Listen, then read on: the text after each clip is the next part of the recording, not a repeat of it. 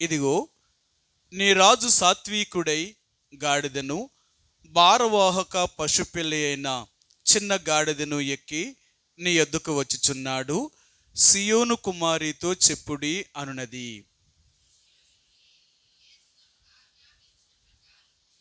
ఆ గాడిదను దాని పిల్లను తోలుకొని వచ్చి వాటి మీద తమ బట్టలు వేయగా ఆయన బట్టల మీద కూర్చుండెను.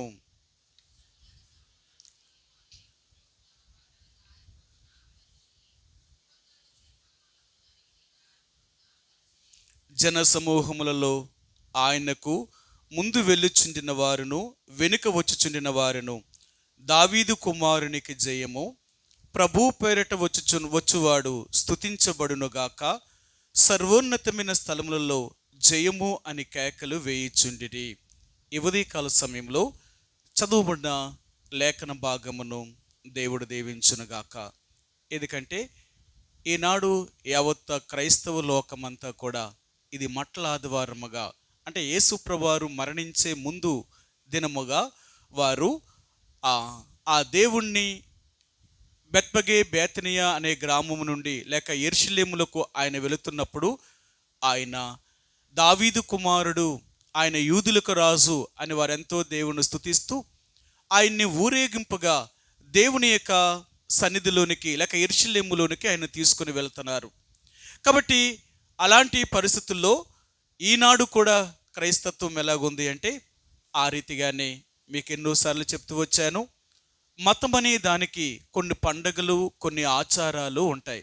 అదే మతమైనా కానీ మతం అనే దానికి ఆచారములు, పండగలు లేకపోతే ఆ మతాన్ని ఆచరించే వాళ్ళే ఉండరు.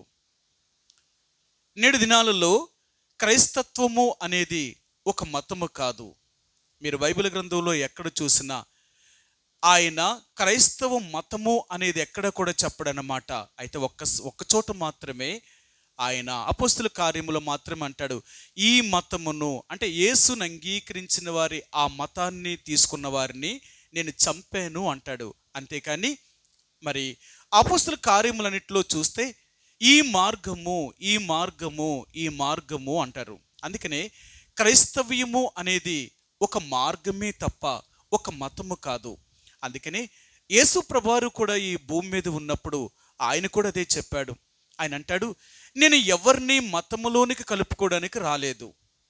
ఒకవేళ నేను ఎవరినైనా మతములోనికి కలుపుకుంటే వారిని నరకానికి తీసుకుని వెళ్తాను అన్నాడు ఆయన. సరే, మీకు ఆ మాట చూపిస్తాను. మత్తయి సువార్త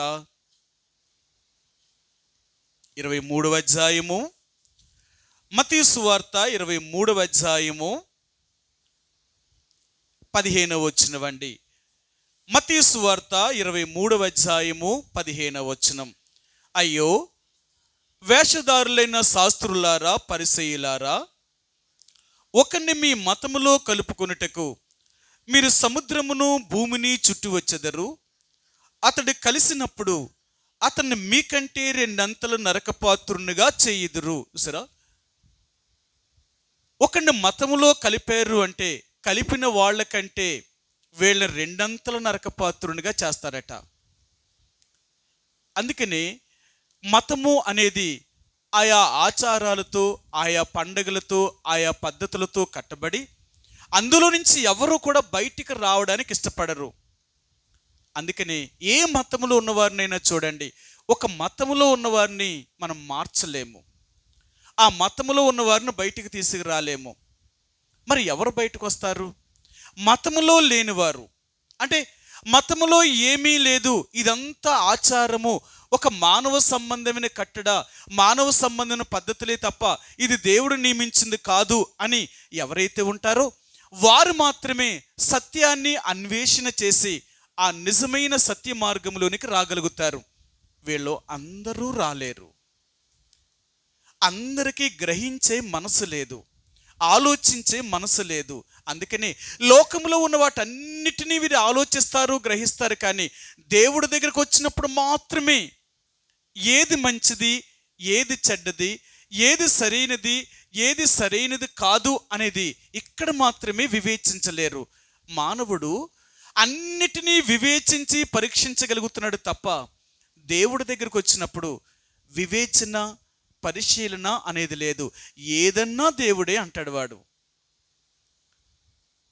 అందుకనే ఈ మత పిచ్చిలో ఉన్న వారిని ఎవ్వరూ మార్చలేరు. అందుకనే ఈనాడు క్రైస్తవ్యము కూడా ఒక మతముగా చేర్చేశారు. క్రైస్తత్వాన్ని ఒక మతముగా చేర్చి ఆ మతానికి కొన్ని ఆచారాలు పెట్టారు. ఏంటి అంటే, క్రైస్తవుడిగా ఉంటే ఇలాగే ఉండాలి, ఇలాగ జీవిస్తేనే, ఇలాగ ఉంటేనే క్రైస్తవులు. అంటే ఏంటి? బాప్తీసం తీసుకోవాలా, బైబిల్ చదవాలా, ప్రార్థన చెయ్యాలా, దేవుడి మందిరానికి వెళ్ళాలా, ఇవన్నీ చేయాలన్నమాట. అంటే దేవుణ్ణి ఎరగిన వారు ఎలాగైతే పూజలు చేస్తారో, దేవుణ్ణి ఎరిగిన వారమని చెప్పుకునేవారు వీళ్ళు కూడా బైబిల్ని పట్టుకుంటారు, ప్రార్థన చేస్తారు, ఆరాధన చేస్తారు, దేవుని గుడికి వెళ్తారు, దేవుని కానుకలు ఇస్తారు, ఇవన్నీ చేస్తారు. కొన్ని ఆచారాల్లోనికి వెళ్ళిపోతారన్నారు. ఇది ఆచార సంబంధమైనది. అంటే క్రైస్తవుడు అంటే ఇలాగే ఉండాలి, ఇవన్నీ ఆచరించాలి. వాడు మారాలి అని కాదు, ఆచరిస్తున్నాడా లేదా, అర్థమైందా? రెండవదిగా కొన్ని పండగలు కావాలి. ప్రతి మతానికి కూడా కొన్ని పండగలు కావాలి. అందుకని క్రైస్తవుల పండగలు ఏంటంటే డిసెంబర్ 25వ తేదీన యేసు ప్రభువారు పుట్టినరోజు అని, తర్వాత జనవరి లేక ఫిబ్రవరి, మార్చి నెలలో లెంటీ డేస్ అని 40 రోజుల శ్రమ దినాలను పాటిస్తూ 40 రోజుల శ్రమ దినాలు పాటించి, అంటే యేసు ప్రభువారు చనిపోయే ముందు శుక్రవారం, అంటే మంచి శుక్రవారానికి ముందు ఆదివారాన్ని వారు మట్ల ఆదివారం అని, రెండవదిగా ఆ యొక్క మంచి శుక్రవారం రోజున యేసు ప్రభువారు మరణించిన రోజు గుడ్ ఫ్రైడే అని, దానికి ఒక సెలవు కావాలని వీరు పోరాడి ఈనాడు భారతదేశంలో కూడా వీరు క్రైస్తవులకు సెలవులు కూడా తెచ్చుకున్నారు వీళ్ళు. ఎందుకంటే ఇది ఒక మతం కాబట్టి. అందుకని భారతదేశంలో అనేక మతాలలో క్రైస్తవ్యం కూడా ఒక మతము. అందుకని వీళ్ళకి డిసెంబర్ 25వ రోజున సెలవిస్తుంది ప్రభుత్వం. గుడ్ ఫ్రైడే రోజున మంచి శుక్రవారము అనే ఆ రోజున వీళ్ళకి సెలవులు ఉంటున్నాయి. కారణం ఏంటంటే వీళ్ళు కూడా పండుగలు చేసుకోవాలి కాబట్టి వాళ్ళకి సెలవు ఇవ్వాలి అని ప్రభుత్వం వారిని గుర్తించి వాళ్ళకి సెలవు దినాలు ప్రకటించింది. ఆ తర్వాత మరి ఈస్టర్ అని ఇలాగ పండుగలను వీరు ఆచరిస్తూ ఇలాగ కొనసాగుతున్నారు. ఎందుకంటే మతంలో ఉన్న వాళ్ళు ఎవరైనా సరే ఈ పండుగలను వాళ్ళు చేయవలసిందే. మతం నుంచి బయటకు వచ్చిన వాడు మాత్రము ఇలాంటి ఆచారాలు మాత్రం చేయడు. ఒక నిజమైన క్రైస్తవుడు ఏ లోక సంబంధమైన, మానవ సంబంధమైన ఆచారాలని ఆచరించిన వాడు. అందుకనే మీకు ఎన్నోసార్లు చూపించాను. ఏమని చూపించానో చూపిస్తాను మీకు. మత్తయి సువార్త 15వ అధ్యాయము, మత్తయి సువార్త 15వ అధ్యాయము 7, 8, 9 ఈ 3 వచనాలు కలిసి ఉన్నాయి. వేషధారులారా, ఈ ప్రజలు తమ పెదవులతో నన్ను గణపరుచుదురు గాని వారి హృదయము నాకు దూరముగా ఉన్నది. మనుషులు కల్పించిన పద్ధతులు, దైవోపదేశములని బోధించుచు వారు నన్ను వ్యర్థముగా ఆరాధించుచున్నారు. సరే, యేసు ప్రభువారు భూమి మీద ఉన్నప్పుడు ఆయనే స్వయంగా చెప్పిన మాట. ఏమని చెప్తున్నాడంటే, ఈ ప్రజలు నన్ను వ్యర్థముగా ఆరాధించుచున్నారు. వ్యర్థముగా ఆరాధిస్తున్నారట. ఏంటి వ్యర్థము అంటే, మానవ సంబంధమైన కట్టడలను బట్టి, మానవ సంబంధమైన పద్ధతులను బట్టి వీరు దేవుణ్ణి ఆచరిస్తున్నారంతే, ఆరాధిస్తున్నారంతే. అందుకనే మనం చాలాసార్లు చెప్తాం, ఆరాధన అనేది యేసు ప్రభువుని నమ్ముకోవడం అనేది నీ వ్యక్తిగతానికి సంబంధించిందే కానీ ఒక 10 మందికి సంబంధించింది కాదు. అర్థమైందా? మతములో ఉన్నవాడు ఎవరైనా తప్పు చేశారనుకోండి, వాళ్ళు ఏమంటారు, మన మతాచారం ఇది కాదు కదా, ఇలాగ చేయకూడదు కదా అంటారు. ఒక కులమైనా, ఒక మతమైనా, ఒక దేశమైనా కొన్ని కట్టుబాట్లు, కొన్ని యొక్క నియమ నిబంధనలు పెట్టారు కాబట్టి అలాగే వారు పాటించాలి.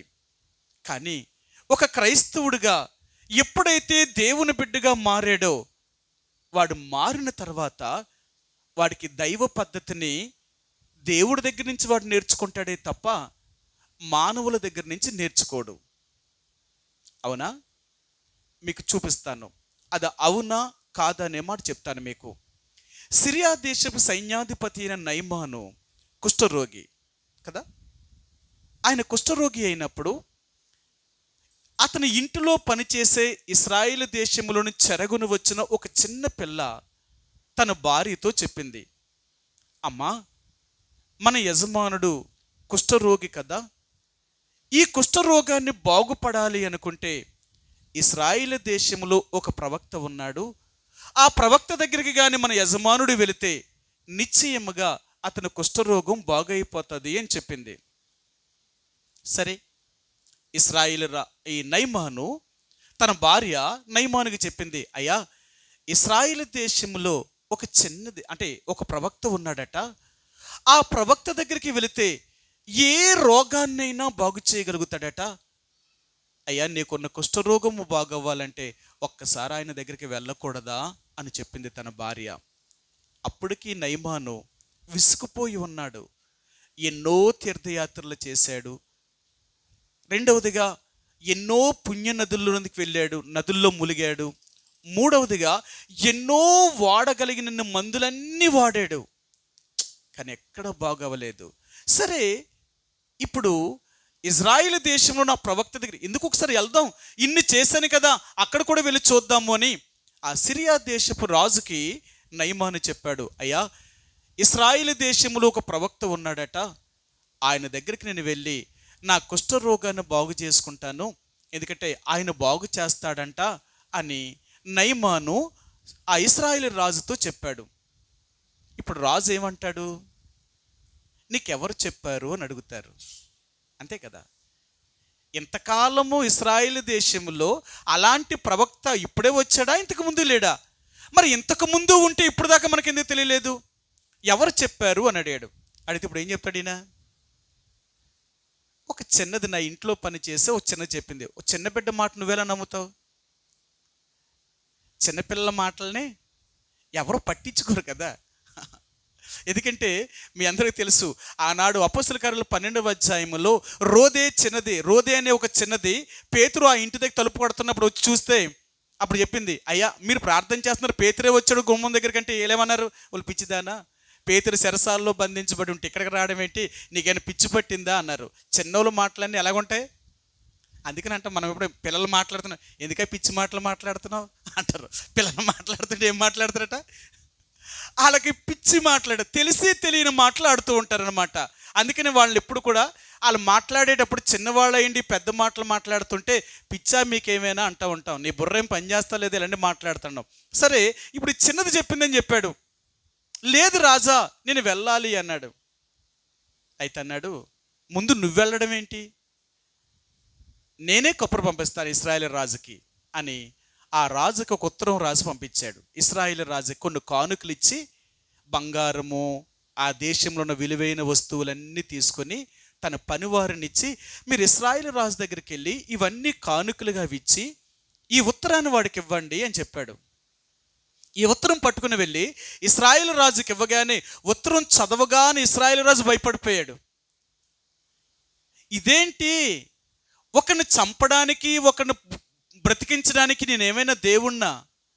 నయమానుకున్న కుష్ఠరోగాన్ని నేనెక్కడ బాగు చేయగలను?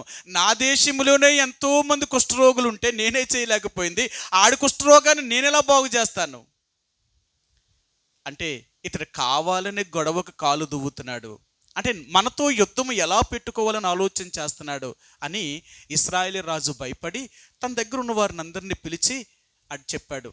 ఎందుకు ఈ రాజు ఇలా చేశాడు అని రాజు బట్టలు చింపుకొని అతడు ఏడుస్తున్నాడట, విచారము కలిగిన వాడు అయిపోయాడట. ఈ వార్త ఇశ్రాయేలు దేశంలో ఉన్న ఎలీషాకు తెలిసింది. ఎలీషాకు అప్పుడు పంపించాడు, రాజా, నువ్వెందుకు బట్టలు చింపుకొని ఏడుస్తున్నావు? ఇశ్రాయేలు ప్రజల మధ్య ఒక ప్రవక్త ఉన్నాడు అని నీకు తెలియదా? కాబట్టి అతని రమ్మను, నేను బాగు చేస్తాను అన్నాడు. సరే, ఆ రాజు సిరియా రాజుకి కబురు పంపించాడు, అయ్యా, మీ నయమాను రమ్మని చెప్పండి, నయమాను వస్తే ఇక్కడ మా దేశంలో ఉన్న ప్రవక్త బాగు చేస్తాడు అనుకున్నాడు. సరే, నయమాను అతను వచ్చేటప్పుడు రథాలతోనూ సైన్యముతోనూ అతడు వస్తూ అతని దేశంలో ఉన్న విలువైన వాటిని తీసుకొని ఎలీషా దగ్గరికి వచ్చాడు. ఎలీషా దగ్గరికి వచ్చినప్పుడు ఎలీషా ఇంటిలోనే ఉండి నయమానుకి ఈ మాట చెప్పమన్నాడు తన పనివాడి చేత. యోర్దాను నదిలోకి వెళ్ళి 7 సార్లు ములగమని చెప్పు, వాడు బాగుపడతాడు అని చెప్పాడు. ఎలీషా కూడా బయటకు వచ్చి కూడా చెప్పలేదు. సిరియా దేశపు సైన్యాధిపతి అయిన నయమాను, అతని గురించి మనం చదివితే సిరియా దేశమునకు యుద్ధములు ఎన్ని జరిగినా ఇతడి వల్లే జయం కలిగేదట. ఇతడి వల్లే యుద్ధంలో జయం కలిగింది. ఎందుకంటే యెహోవా ఇతనికి తోడై ఉన్నాడట. దేవుడు కూడా వాడికి తోడుగా ఉన్నాడట. రాజుకు తోడులేడు కానీ సైన్యాధిపతి నయమానుకి దేవుడు తోడుగా ఉన్నాడట. అలాగ నయమాను ఏ యుద్ధంలోకి వెళ్ళినా యుద్ధంలో జయమే కలిగింది తప్ప అపజయము అనేది కలగలేదు. సరే, ఈ మాట తన పనివాడు గేహాజీతో చెప్పాడు, నయమానుతో చెప్పాడు. ఈ నయమానుతో చెప్పబడడం వల్ల నయమానుకు కోపం వచ్చింది. ఏంటి, నేను సిరియా దేశపు సైన్యాధిపతిని, నేను ఇశ్రాయేలు దేశానికి నేను వస్తే, ఒక ప్రవక్త దగ్గరికి వస్తే, ఆఫ్టర్ ఆల్ ఈ దేశం ఎంత, ఈ ప్రవక్త ఎంత, నేను వస్తే నన్ను చూడ్డానికైనా బయటికి రాలేదు, నన్ను కలవడానికి కూడా రాలేదా అని నయమాను కోపం వచ్చింది. కోపం వచ్చి, ఆయన యోర్దాను నదిలో నన్ను ములగమంటే నేను ములగడం ఏంటి, ఇంతకంటే పుణ్యనదుల్లో స్నానం చేసి వచ్చాను, అప్పుడే నా వ్యాధి పోలేదు, ఇక్కడ పోతుందా. నేనేమనుకున్నాడు, నయమాను అనుకున్నాడట, ఎలీషా వచ్చి నాతో మాట్లాడి తన చేతిని నా మీద ఆడించి నన్ను ముట్టి నన్ను బాగు చేస్తాడేమో అని అనుకున్నాడట. ఇప్పుడు అంతే కదా, దేవుణ్ణి నమ్ముకున్న బిడ్డలందరూ కూడా పిచ్చేటో తెలుసా, పాస్టర్ గారు మా నెత్తి మీద చెయ్యాలా, పాస్టర్ గారు మమ్మల్ని ముట్టాలా, పాస్టర్ గారు మా చెయ్యి ఎత్తేనే కానీ ఆయన బాగుపడ్డు. పాస్టర్ గారి చేతిలో ఉందా, దేవుళ్ళో ఉన్నాడా? పిచ్చి కాకపోతే వీళ్ళందరూ ఎంత భ్రమలో ఉన్నారో చూడండి. వీళ్ళు అనుకుంటున్నారు అంతే, నయమాన్లాగా అనుకుంటున్నారు. అతడు వచ్చి మా మీద చెయ్యి వేసి మమ్మల్ని ముట్టి మమ్మల్ని బాగు చేస్తాడేమనుకుంటే ఆయన ఏమి మా మీద చెయ్యలేదు. ఒక దేవుని బిడ్డకి స్వస్థత దేవుడి నుంచి కలుగుతుంది, ఆయన బాగు చేయగలుగుతాడు. ఒకరు చెయ్యేస్తే బాగైపోరు. అర్థమైందా? సరే, నయమానికి ఎప్పుడైతే తిరిగి వెనక్కి వెళ్ళిపోతూ ఉంటే తన పనివాడు కూడా చెప్పాడు, అయ్యా లేదు, నువ్వు యోర్దాను నదిలో ములుగు. ఎందుకంటే ఆయన ఏమీ కష్టమైన పని ఏం చెప్పలేదు కదా, సులువైన పని చెప్పాడు. నువ్వు వెళ్ళి ములిగి ఒక్కసారి చూడకూడదా, ఇంత దూరం వచ్చాం కదా అని చెప్పినప్పుడు నయమాను వెళ్ళి ఆ యోర్దాను నదిలో 7వసారి ములిగి లెగిసేటప్పటికి అతని దేహము పసిపిల్ల దేహముగా ఉంది, మారిపోయింది. వెంటనే ఎలీషా, ఈ నయమాను ప్రవక్త దగ్గరికి వచ్చాడు, ఎలీషా దగ్గరికి వచ్చాడు, తను చూపించుకోవడానికి వచ్చాడు. వచ్చి ఇతడు ఒక మాట చెప్పాడు, ఇప్పుడు చెప్తాను మీకు. అతనికి ఎవరు చెప్పారు ఈ మాట ఇలాగ ఉండాలని? ఒక దేవుని బిడ్డకు ఎవరో చెప్పవలసిన అవసరం ఏమీ లేదు. వీరు నిజంగా దేవుని బిడ్డలు కాబట్టి వీళ్ళు గ్రహించగలుగుతారు. 2వ రాజులు రాసిన గ్రంథము 5వ అధ్యాయము, రాజులు రాసిన 2వ గ్రంథము 5వ అధ్యాయము 15వ వచనమండి. అప్పుడు అతడు తన పనివారముతో కూడా దైవజనుల దగ్గరికి తిరిగి వచ్చి అతని ముందర నిలిచి, చిత్తగించుము, ఇశ్రాయేలీలలోనున్న దేవుడు తప్ప లోకమందంతట యందును మరి యొక్క దేవుడు లేడని నేను ఎరుగుదును. ఇప్పుడు నీవు నీ దాసుడినైన నా యొద్ద బహుమానము తీసుకునవలసినదని అతనితో చెప్పగా, నయమానికి ఒకటి అర్థమైందంట. ఏమర్థమైంది? లోకమందంతటిలోని ఈ దేవుడు తప్ప మరి యొక్క దేవుడు లేడు అని అతను నమ్మాడు. నమ్మిన తర్వాత ఇప్పుడు ఇతను ఏం చేయాలా? నమ్మిన తర్వాత ఇతడు ఏం చేయాలా? ఆ దేవుణ్ణే వెంబడించాలి. ఇంక మరలా ఏ దానిని అనుసరించకూడదు. ఇది ఎవరు చెప్తారు? ఎవరైతే దేవుణ్ణి నమ్ముతారో నమ్మిన వాడికి అది తెలుసుకుంటాడు. అది వాడికి తెలుసు. అవునా? ఎవరో చెప్పవలసిన పని లేదు, అతనికి తెలుసు. ఒక మనిషిగా పుట్టిన వాడికి మానవ పద్ధతులు తెలుస్తున్నాయి లేదా? ఆత్మీయంగా పుట్టిన వాడికి కూడా ఆత్మ సంబంధ పద్ధతులు తెలియాలా? సరే, ఇప్పుడు ఎప్పుడైతే లోకమందున్న ఈ దేవుడు తప్ప మరి యొక్క దేవుడు లేడు అని నయమాను నమ్మాడో, ఆ నమ్మిన తర్వాత ప్రవక్తతో ఇంకొక మాట మాట్లాడాడు. ఆయన ఏం మాట్లాడాడో చూపిస్తాను. 17వ వచనం అండి, 17వ వచనం. అప్పుడు యెహోవాకు తప్ప దహన బలినైనను మరి ఏ బలినైనను ఇతరమైన దేవతలకు నేను ఇకను. ఎవరు చెప్పారు ఈయనకి? అమ్మ నువ్వు ఇలా చేయకూడదు, అబ్బాయి నువ్వు ఇలా చేయకూడదు, నువ్వు అక్కడికి వెళ్ళకూడదు, నువ్వు ఎక్కడికి వెళ్ళకూడదు, నువ్వు అది చేయకూడదు, నువ్వు ఇది చేయకూడదని అప్పటికి నయమానికి ఎలీషా అని చెప్పాడా? అప్పటికేమైనా ధర్మశాస్త్రం నయమానికి తెలుసా? లేదే. ఎప్పుడైతే దేవుణ్ణి ఎరిగాడో, నమ్మాడో, ఆ రోజే ఆయన తెలుసుకున్నాడు, ఈ దేవుడు తప్ప లోకమందు మరి ఏ దేవుడు లేడని ఎరిగిన వాడై ఎప్పుడూ కూడా ఇంక ఏ దేవతకి బలినైనను దహన బలినైనను ఏ నైవేద్యమునైనను కూడా అర్పించకుండా తను దేవుని కొరకే నిలబడిపోయాడు. సరే, తర్వాత మాట 17వ వచనం అండి. 17వ వచనం కూడా చూడండి, అక్కడే చూడండి. 17వ వచనం అన్నాడు, 2 కంచరగాడిదలు మోయిపాటి మన్ను నీ దాసుడినైన నాకు ఇప్పించకూడదా? నా యజమానుడు మ్రొక్కుటకు రిమ్మోను గుడిలోనికి చొచ్చి నా చేతి మీద ఆనుకునినప్పుడు నేను రిమ్మోను గుడిలో నమస్కారము చేసిన ఎడల రిమ్మోను గుడిలో నేను నమస్కారము చేసిన సంగతిని గూర్చి యెహోవా నీ దాసుడినైన నన్ను క్షమించునుగాక. ఎంత తెలుసుకున్నాడో చూడండి నయమాను. నేను రాజు దగ్గర ప్రధాన మరి సైన్యాధిపతిని, రాజు ఏది చెయ్యాలన్నా ఎక్కడికి వెళ్ళాలన్నా నన్ను కూడా తీసుకుని వెళ్తాడు. అలాంటి పరిస్థితుల్లో ఇప్పుడు నేనేమో ఇశ్రాయేలు దేవుడైన మీ దేవుడిని నేను నమ్మాను. ఇప్పుడు నా రాజు అన్యుడు, దేవుణ్ణి ఎరగినవాడు. ఇప్పుడు వాడికి దేవత ఏంటంటే రిమ్మోను దేవత ఉంది. అతడు నా దేవతకి అతడు అంటే ఆ సిరియా దేశపు రాజు ఆయన ఏది చెయ్యాలన్నా ముందు తన దేవతకి పూజలు చేసి బలి అర్పిస్తేనే కానీ ఆయన ఏమీ చేయడు. ఇప్పుడు రాజు రిమ్మోను గుడి దేవత గుళ్ళోనికి వెళ్ళాడు అనుకో, నేను కూడా ఆ గుళ్ళోనికి వెళ్ళాలా? నేను రాను అంటే రాజు ఒప్పుకోడు. నువ్వు ఒప్పుకోను అన్నాడు అనుకో, ఇప్పుడు రాజు ఏం చేస్తాడు?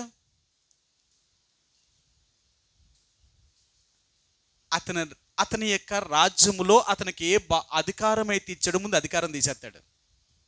ఇప్పుడు ఆయన సైన్యాధిపతిగా ఉండడానికి అర్హత లేనివాడు.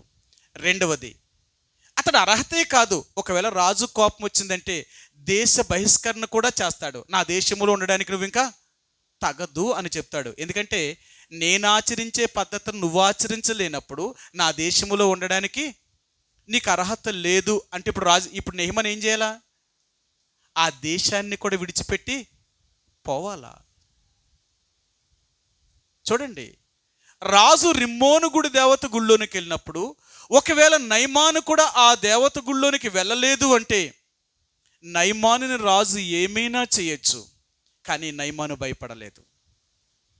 నేను నమ్మిన దేవుడు కోసం ఎంత కష్టాన్నైనా, ఒకవేళ రాజు నన్ను నా అధికారంలో నుంచి తీసివేసిన, ఒకవేళ రాజు నన్ను తన దేశంలో నుంచి బయటికి గెంటివేసిన, ఒకవేళ నన్ను చంపేసినా సరే నేను ఈ దేవుణ్ణి తప్ప మరి ఇంక ఏ దేవుణ్ణి నేను నమ్మను అని తీర్మానం చేసుకున్నాడు.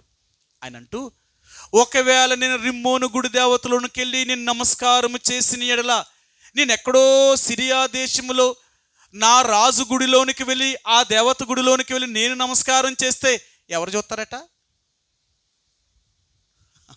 ఎంత భయపడుతున్నాడు చూడండి నయమాను. ఒకవేళ నేను ఆ గుడిలోనికి వెళ్ళి నేను నమస్కారం చేస్తే యెహోవా ఇశ్రాయేలు దేవుడిన ఆ దేవుడు నన్ను చూడడా? నన్ను చూడకుండా ఉంటాడా? మరి ఆ దేవునికి నేను పాపం చేసిన వాడిని కాదా? రాజా, అయ్యా ప్రవక్త, 2 గాడిదలు మోయేపాటి మట్టి నాకు ఇమ్ము. ఆ మట్టిని తీసుకుని వెళ్ళి రిమ్మోను గుడి దేవత బయట ఒక మట్టి దెబ్బను వేసుకొని ఆ దెబ్బ మీద నేను నిలబడతాను. రాజు గుడిలోనికి వెళ్ళినప్పుడు కానీ, గుడి నుంచి బయటకు వచ్చినా సరే, నేను మాత్రము ఆ పరిసర ప్రాంతాలలోనే నేను ఉండను. ఆ గుడి దరిదాపుల్లో కూడా ఉండను. ఒకవేళ నేను వెళ్ళవలసి వస్తే ఇశ్రాయేలు దేశం యొక్క మట్టి మీద నిలబడతానే తప్ప వాళ్ళ మట్టి మీద నేను నిలబడను అన్నాడు ఆయన. అందుకనే ఇశ్రాయేలు దేశంలో నుంచి 2 గాడిదల మోయ మట్టిని తీసుకుని వెళ్ళి ఆ రిమ్మోను గుడి దేవత ముందు ఆ మట్టి దెబ్బని వేసుకొని రాజు గుడిలోనికి వెళ్ళినప్పుడు నయమాను ఆ మట్టి దెబ్బ మీద ఉండేవాడట. అంటే మట్టి దెబ్బ మీద ఉంటే ఇప్పుడు ఎక్కడ ఉన్నట్టినా? సిరియా దేశంలో ఉన్నట్టు ఆలోచించేవాడు కదట. ఈ మట్టి నేను ఇశ్రాయేలు దేశం నుంచి తెచ్చాను కాబట్టి ఈ మట్టి అక్కడది, కాబట్టి ఆ మట్టి మీద నేను నిలబడ్డాను. ఈ రోజులు చూడండి, ఎక్కడో గంగా యమున నుంచి నీళ్లు తీసుకొచ్చి ఇక్కడ అమ్ముతున్నారట. ఆ నీళ్ళు తాగితే ఇప్పుడు ఎక్కడికి వెళ్ళినట్టు? అక్కడ నీళ్ళు తెచ్చుకుని ఇక్కడ నీళ్ళ మీద పోసుకుంటే అందులోకి వెళ్ళి స్నానం చేసినట్టునట. ఇలా పవిత్రులు అయిపోతున్నారట. ఆలోచించారా? నయమానికి ఎవరు చెప్పారు ఇదంతానా? ఒకళ్ళు చెప్తే నేర్చుకున్నాడా? మనమేమంటాం, నాకు తెలియదండి, మాకు అలాగ తెలియదండి, ఇలాగ తెలియదండి, కాబట్టి మేము చేసాం. ఏడు తెలియదు నీకు? నువ్వు దేవుణ్ణి నమ్మిన తర్వాత నీకు ఏది చెయ్యాలో ఏది చేయకూడదో నీకు తెలియదా? నీకు ఇంకొకరు చెప్పాలా? చెప్తే నువ్వు తెలుసుకుంటావా? చెప్తే తెలుసుకుంటే నువ్వు దేవుడు బిడ్డనేంటి? నువ్వే వెరిగినట్టు దేవుణ్ణి. నయమానికి ఎవరు చెప్పారు ఇవన్నీ? నయమాను ఎక్కడ నేర్చుకున్నాడు? వెళ్ళి ఆయనకి ఎవరో బోధించారా? నయమాను ఏమైనా గుడికి వెళ్ళాడా? ఏమైనా బైబిల్ చదివాడా? ఆయనకి ఏమీ తెలియదు. అయినా దేవుణ్ణి ఎరిగిన తర్వాత, వెంటనే అతను రోగం పోయిన తర్వాత ఈ అన్ని విషయాలు ఎలీషాతో చెప్తున్నాడు. నేను చచ్చినా బ్రతికినా ఇంక ఇశ్రాయేలు దేవుడైన మీ దేవుడిని నేను నమ్ముతాను. ఆ దేవుని పద్ధతిని నేను అనుసరిస్తానే తప్ప మా దేశం యొక్క దేవతలను కానీ మా దేశం యొక్క పద్ధతులను కానీ నేను ఆచరించను. ఎంత గొప్పవాడు! అందుకని ఇశ్రాయేలు దేశంలో ఎంతోమంది కుష్ఠరోగులు ఉన్నా సిరియా దేశపు సైన్యాధిపతి నయమాను తప్ప ఇంకెవ్వడూ బాగుపడలేదట ఎలీషా దినాలలో. ప్రియ సహోదరి సోడా, ఒక క్రైస్తవుడిగా మార్పు చెందిన నీకు నాకు ఎవరిని చూసి నేర్చుకుంటాం? ఎవరు చెప్తే మనం నేర్చుకుంటాం? నీ మాదిరి ఎవరు? నువ్వు ఎవరిని చూడగలుగుతున్నావు? ఈ పద్ధతులు నువ్వు ఎక్కడ నేర్చుకుంటున్నావు? బైబిల్ గ్రంథంలో అంటాడు, నేనే మీకు గురువుని, నేనే మీకు తండ్రిని, నేనే మీకు బోధకుడిని. అంతేనా? మీలో ఎవరును తండ్రి అని కానీ, మీలో ఎవడు బోధకుడు అని కానీ, మీలో ఎవడు గురువు అని కానీ అనిపించుకోవడానికి అర్హత లేదు. నేనే అన్ని 3 కూడా. ప్రియ సహోదరి సోడా, నువ్వు నేర్చుకునేది ఎప్పుడైతే యేసు ప్రభునందు విశ్వాసం ఉంచావో, ఆ దేవుని నమ్మేవో, ఆ దేవుడిని నమ్మగానే నీ పద్ధతులే మారిపోతాయి. అందుకన్నాడు, నీ మనసు మారితే నీ జీవితం మారుతుంది. నీ జీవితం మారితే నీ పద్ధతులు మారిపోతాయి. అవునంటారా? మనసు మారలేంది, హృదయం మారలేంది మన పద్ధతులు ఎలా మారుతాం? మన స్వభావం ఎలా మారుతుంది? అందుకని నేటి క్రైస్తత్వము దేవుని బిడ్డలు అనేవారు మారు మనసు అంటే హృదయము మారకపోవడం వల్ల వారు తమ జీవితాన్ని మార్చుకోలేకపోయారు. జీవితం ఎప్పుడు మారలేదో వాళ్ళ పద్ధతులు మారవు. వారు ఆచారముగానే వెళ్ళిపోతారు. అన్ని ఆచార సంబంధంగానే చేసుకుంటూ వెళ్ళిపోతున్నారు. వాళ్ళు అనుకునేది ఏంటంటే, మన గుడికి వెళ్ళామా లేదా, ఇవ్వాల్సింది ఇచ్చేసామా లేదా, అయిపోయిందంతే. ఇంతేనా మన భక్తి? మనం చేసే భక్తి భూ సంబంధమైన భక్తి కాదు. మనం చేసే భక్తి మన స్వర్గానికి వెళ్ళాలని చేసే భక్తి. మనం పరలోకానికి వెళ్ళాలి. ఆ పరలోకానికి వెళ్ళాలి అంటే ఆ దేవునికి తగినట్లుగా మన భక్తిని చేయాలా, అంతే తప్ప మనకు అనుకూలమైన భక్తిని కాదు. అందుకని అంటాం, మనలో ప్రతి ఒక్కరూ కూడా నేను ఇలాగే ఉంటాను, నేను ఇలాగే చేస్తాను, ఎంత దేవుడిని నమ్ముకున్న నా పరిధిని నేను దాటిని వెళ్ళను అంటావు. నీ చుట్టూ ఒక బౌండరీ గీసుకున్నావు, గీతను గీసుకున్నావు, అది దాటి మాత్రం బయటికి వెళ్ళవు. అది దాటి నువ్వు బయటికి రాకపోతే నువ్వెలా మారుతావు? నువ్వు మారలేవు. నువ్వు మారాలి అంటే నువ్వు గీసుకున్న ఈ గీతలన్నీ దాటి బయటకు వచ్చేయాల. ఇవి సరైనవి కావు, ఇవి మానవ పద్ధతులు, లోక సంబంధమైనవి, వీటిని నేను ఆచరించను. దేవుడు ఏం చెప్తున్నాడో అదే నేను అనుసరిస్తాను. కష్టమైన, బాధైనా, మనుషులు నన్ను అంగీకరించకపోయినా, మనుషులు నన్ను త్రోసివేసినా, ఒకవేళ నన్ను బ్రతకకుండా చంపేసినా సరే, నేను దేవుడి కోసం చచ్చైనా సస్తానేమో, కానీ ఇలాంటి ఆచారము చేయను. నయమాను తెగించాడు. అయ్యా, ఒకవేళ నా రాజు నన్ను ఏం చెయ్యాలనుకున్నా సరే నేను భయపడను. 2 గాడిదల పట్టు మట్టి నాకు ఇస్తే ఆ రిమ్మోను గుడి దేవత ఎదుట నేను మట్టి దెబ్బను వేసుకొని, రాజు రిమ్మోను గుడి దేవతలోకి వెళ్ళినప్పుడల్లా నేను ఈ దెబ్బ మీద నిలబడతాను, ఆ మట్టి మీదే నిలబడతాను. నేను మాత్రం గుడిలోనికి మాత్రం వెళ్ళను, ఆ దేవతలు నేను సేవించను. అది ఒక క్రైస్తవుడు అనేవాడు ఎలాగుండాలో మొదట వాడు తెలుసుకోవాలి. ప్రతిదానికి కూడా దాన్ని కొనేటప్పుడు కానీ, ఒక ప్రాంతానికి వెళుతున్నప్పుడు కానీ అక్కడ కొన్ని పద్ధతులు ఉంటాయి. ఆ పద్ధతులు మనం తెలుసుకోవాలి. అంతేనా? ఈ రోజున చూడండి, మీరు ఒక వాషింగ్ మిషన్ కొన్నారనుకోండి, బట్టలు ఉతికే మిషన్ కొన్నారనుకోండి, మనకేమేమి ఇస్తాడు? దానికి ఒక పుస్తకం ఇస్తాడు ముందు. ఆ పుస్తకంలో బొమ్మలు వేసి ఇస్తాడనమాట.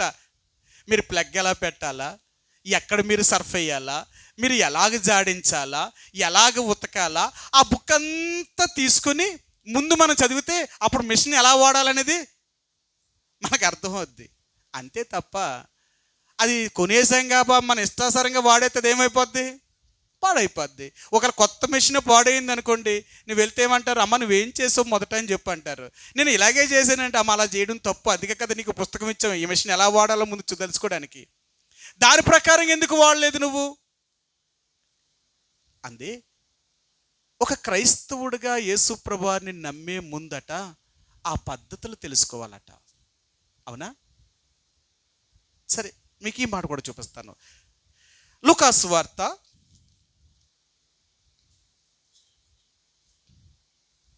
14వ అధ్యాయము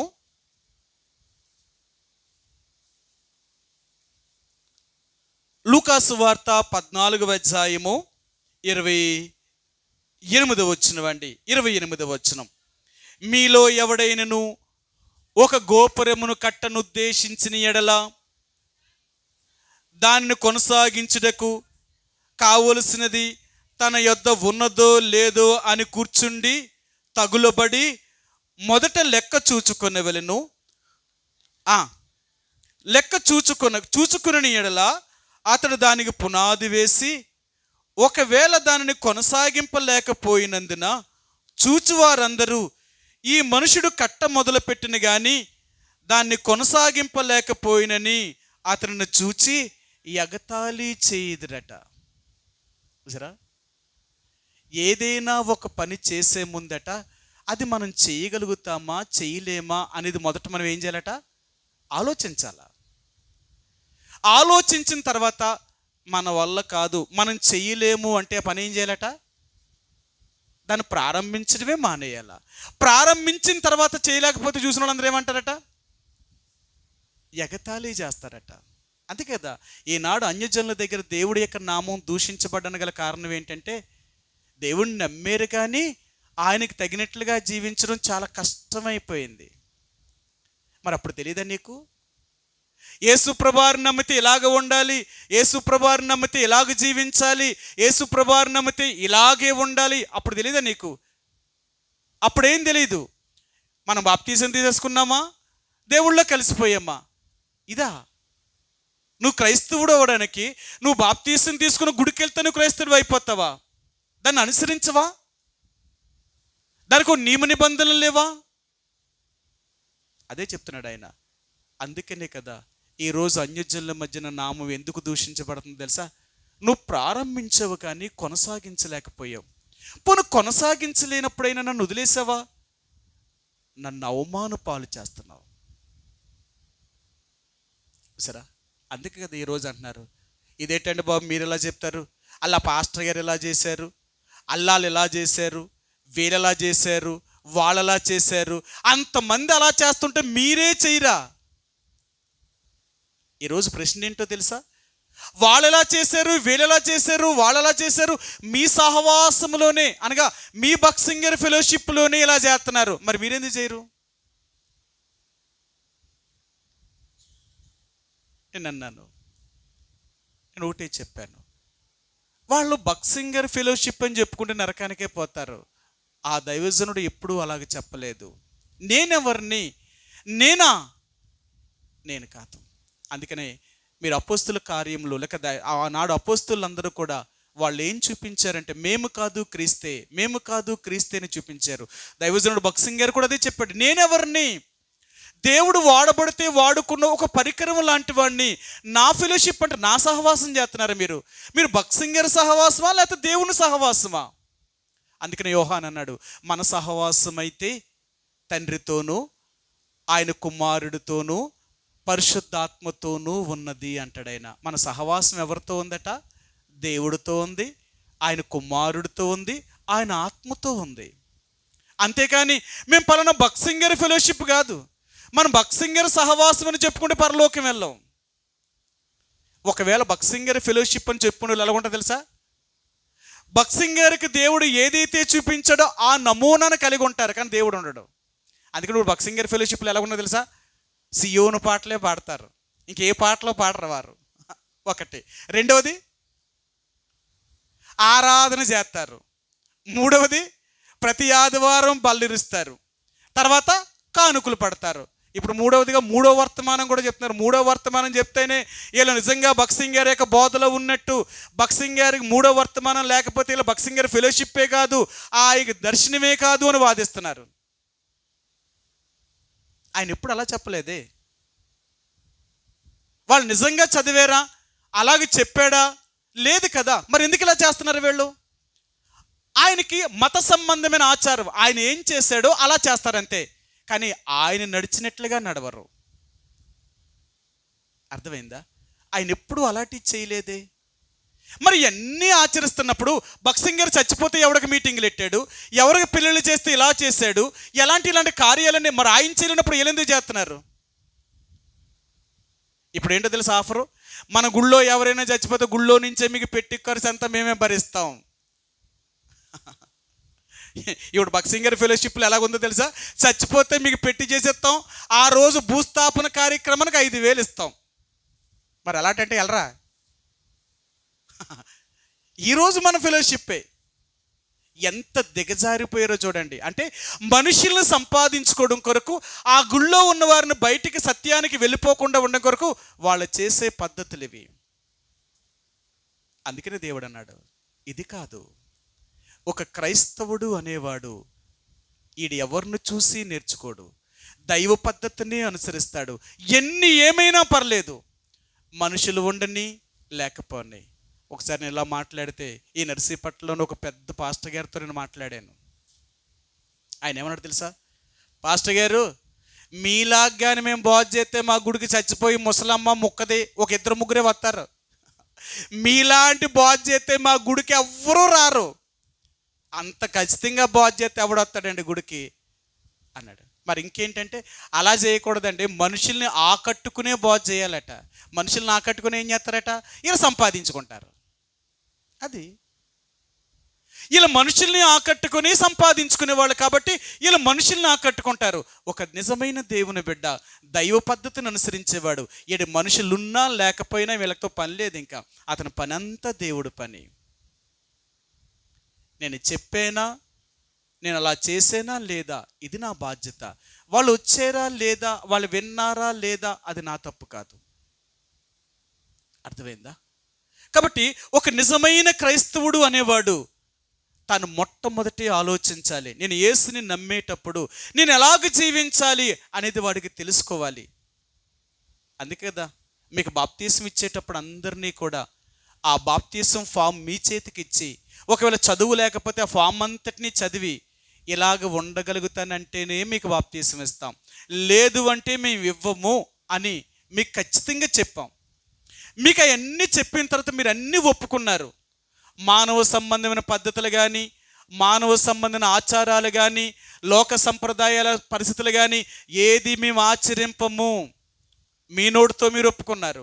ఒకవేళ యేసు నిమిత్తము నిందైనా, అవమానమైన, శ్రమైనా మాకొచ్చిన అన్నిటికీ మేము నిలబడతాము. సిద్ధంగా ఉన్నావా? సిద్ధంగా ఉన్నాను.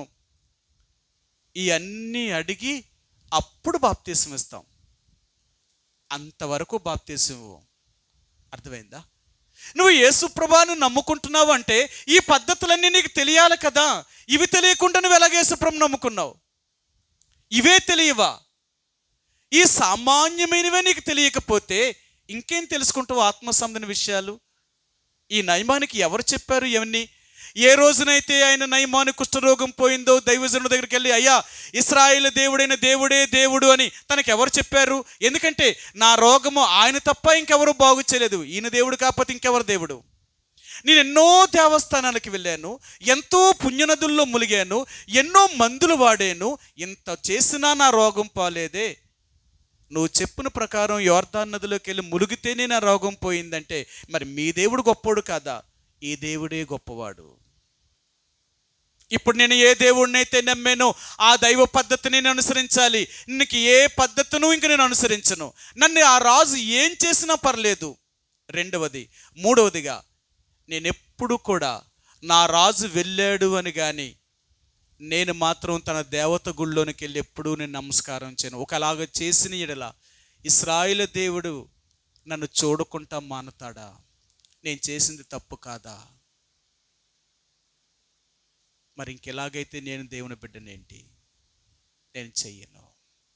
నేను ఎన్ని అవమానాలైనా, ఎన్ని కష్టాలనైనా పడతాను, కానీ ఇలాంటి పద్ధతులు మాత్రం చేయను. ఒక నిజమైన క్రైస్తవుడు లోక సంబంధమైన ఏ ఆచారాలని ఆచరించరు. ఒకవేళ క్రైస్తవ మతంలో ఉన్న పద్ధతులనే సరే, వాళ్ళు క్రైస్తవులు అనబడుతున్న వారు కూడా వాళ్ళ పద్ధతులను కూడా వీడు అనుసరించడు. కారణం ఏంటో తెలుసా? ఏనికి తెలుసు, వాళ్ళెవ్వరూ దేవుని బిడ్డలు కారు, వీళ్ళు నామకార్థులు. పేరు దేవుణ్ణి ఎరిగిన వారిని చెప్పుకునేవారే తప్ప వీళ్ళు జీవితాలు మారలేని వాళ్ళు. ఇలాంటి వాళ్ళతో వీళ్ళెందుకు సాంగత్యం చేస్తారు? ఒక నిజమైన క్రైస్తవుడు క్రైస్తవ మతముతో కూడా సహవాసం చేయడు. అందుకే కదా యేసుప్రభువారికి ఆనాడు ఆ ధర్మశాస్త్ర ఉపదేశకులతోనూ, పరిశీలతోనూ, ప్రధాన యాజకులతోనూ ఎందుకు ఈయనకి విరోధం అంటే వాళ్ళ మతంతో ఈయన కలుస్తలేదు, వాళ్ళ మత సిద్ధాంతాన్ని ఎదిరిస్తున్నాడు. యేసుప్రభు అన్నాడు, నేను మిమ్మల్ని మతంలో కలుపుకోవడానికి రాలేదు.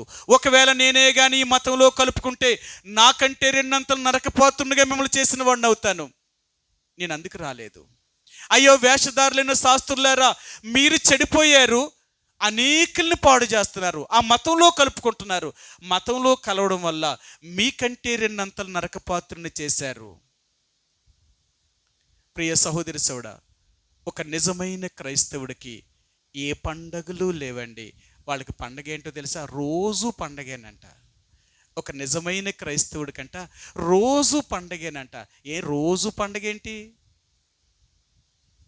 ఎందుకో తెలుసా? సర్వోన్నతుడైన దేవుడు నీలో ఉన్నప్పుడు నీకు రోజు సంతోషమే. పండగ అంటే ఏంటి? సంతోషంగా ఉండటమే కదా. అందుకని క్రైస్తవుడు ప్రతిరోజు సంతోషంగా ఉంటాడట. అందుకన్నాడు కదా ఫిలిప్పీకి రాసిన పత్రిక 4వ అధ్యాయం 4వ వచనం, ప్రభువునందు ఆనందించుడి, మరలా చెప్పుదును, ప్రభువునందు మరలా ఆనందించండి. నువ్వు ఎప్పుడూ సంతోషంతో ఉండే వ్యక్తివి. ఒక క్రైస్తవుడు అనేవాడు ఎప్పుడూ సంతోషంగా ఉంటాడు. ఎందుకో తెలుసా? లేనప్పుడు సంతోషమే ఉంటుంది, ఉన్నప్పుడు సంతోషం ఉంటుంది. లేనప్పుడు ఒకలాగా, ఉన్నప్పుడు ఒకలాగా ఈడుండేవాడు కాదు. అందుకనే క్రైస్తవుడు అనేవాడు ఎప్పుడు సంతోషంగా ఉంటాడో తెలుసా? సరే, మీకు ఆ మాట చూపిస్తాను. ఒక నిజమైన క్రైస్తవుడు ఎప్పుడు సంతోషంగా ఉంటాడో చూపిస్తాను. కొరింథీయులకు రాసిన మొదటి పత్రిక, క్షమించండి, రెండవ పత్రికే, కొరింథీయులకు రాసిన రెండవ పత్రిక 12వ అధ్యాయము. కొరింథీయులకు రాసిన రెండవ పత్రిక 12వ అధ్యాయము 10వ వచనం అండి. 10వ వచనం, 12:10. నేను ఎప్పుడు బలహీనుడు నవ్వుదునో అప్పుడే బలవంతుడును గనుక క్రీస్తు నిమిత్తము నాకు కలిగిన బలహీనతలలోను, నిందలలోను, ఇబ్బందులలోను, హింసలలోను, ఉపద్రవములలోను నేను సంతోషించుచున్నాను. ఒక క్రైస్తవుడు ఎప్పుడు సంతోషంగా ఉంటాడట? నిందలలోను, ఇబ్బందుల్లోనూ, బలహీనతల్లోనూ, ఉపద్రవముల్లోనూ చూసారా, ఎన్నొచ్చినా, ఎన్ని కష్టాలు ఉన్నా వీడెప్పుడూ సంతోషంగానే ఉంటాడు. మనం అలా ఉంటామా? మన ఇంట్లో కానీ ఏదైనా తక్కువయిందా, మన ఇంట్లో కానీ ఏదైనా లేదా, మన ఇల్లు సముద్రంలో మారిపోద్ది అంతే, అల్లాకొల్లం అయిపోద్ది అంతే. కారణం ఏంటో తెలుసా? ఒక క్రైస్తవుడికి ఏది తక్కువైనా, ఏది లేకపోయినా, ప్రభువా నీకు వందనాలు, ఈరోజు నాకు ఏమీ లేకుండా చేసినందుకు కూడా నేను సంతోషిస్తాను. దేవుడు ఎందుకు ఇవన్నీ నేర్పిస్తున్నాడో తెలుసా? ఉన్నప్పుడు నువ్వు ఒకలాగే ఉండాలి, లేనప్పుడు కూడా ఒకలాగే ఉండాలి. అది దేవుని బిడ్డ. అందుకని అంటాడు, ఒక దేవుని బిడ్డట 365 రోజులు కూడా ఒక్కలాగే బ్రతుకుతాడట. ఎలా ఉంటాడు తెలుసా? ఎప్పుడు ఒకలాగే ఉంటాడట. మీకు ఎన్నోసార్లు చూపించాను ఆ మాట, సరే మరలా చూపిస్తాను, అది అవసరము కాబట్టి. ఇర్మియా గ్రంథము 17వ అధ్యాయము, ఇర్మియా గ్రంథము 17వ అధ్యాయము, ఇర్మియా గ్రంథము 17వ అధ్యాయము 8వ వచనం అండి. 8వ వచనం, వాడు జలమున యొద్ద నాటబడిన చెట్టు వలె ఉండును, అది కాలువల యోరను దాని వేళ్ళు తన్నును, వెట్ట కలిగినను దానికి భయపడదు, దాని ఆకు పచ్చగా నుండును, వర్షం లేని సంవత్సరమున చింత నొందదు, కాపు మానదు. ఒక చెట్టుకి ఎంత వేడి తగిలిననంట అదేమవుదట? చింత నొందదట. దాన్ని వెట్ట కలిగినను దానికి భయపడదట. అంటే ఎలాంటి కష్టాలు ఒక క్రైస్తవుడికి వచ్చినా వాడు భయపడ్డావు. ఒకవేళ తను ఎదుర్కొంట మరణమే వచ్చిందనుకో, నేను చంపేస్తాను అన్నారు అనుకోండి, ఒక క్రైస్తవుడు సంతోషంతో చచ్చిపోవడానికి ఇష్టపడతాడట. అంతకంటే నాకు ఇంక విముక్తి ఏముంటుందండి? నన్ను మీరు చంపేస్తాను అంటున్నారు కాబట్టి సంతోషంతో చచ్చిపోవడానికి నేను ఇష్టపడతాను. అర్థమైందా? ఒక ఆయన చెప్పాడు, నన్ను కూడా చంపేస్తానని బీజేపీ వారు నాకు ఫోన్ చేసి చెప్పారు, కానీ నేను భయపడలేదు. నాకు భయం ఏంటి? ఒకవేళ యేసుప్రభు వారి కోసమే నేను మరణించవలసి వస్తే సంతోషంతో మరణాన్ని స్వీకరిస్తాడు. అలా చంపేస్తాను అంటే చావడానికి మనకి ఇష్టం ఏంటండి? మనకు కష్టమే ఉంది. మనల్ని చంపినవాడు శిక్ష అనుభవిస్తాడేమో కానీ మనల్ని చంపినందుకు మాత్రం చాలా ధన్యులు మనం. అందుకనే ఒక దేవుని బిడ్డ అనేవారు 365 రోజులు కూడా ఎలాగుంటాడు? చింత నొందడు, కాపు మానడట. అంటే ఎప్పుడు విచారము, బాధ లేదు అనే మాట ఆడికి ఉండదట. ఒక లేకపోయినా ఒకలాగే ఉంటాడట. ఆ రోజు లేదనుకోండి, దేవుడిని ఇంకా ఎక్కువగా స్తుతిస్తాడట. ప్రభువా, నన్ను ఇలాంటి పరిస్థితిలో తీసుకొచ్చావు, నీకు వందనాలు.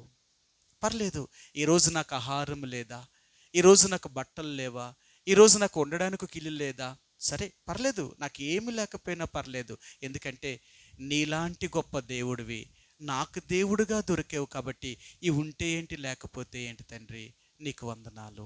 అందుకంటావు మనం ప్రభువును బట్టి సంతోషించేవాళ్ళం. అందుకని అంటాడు, మన సంతోషము యేసు ప్రభునందు ఉంది. మన సంతోషం ఎక్కడుందట?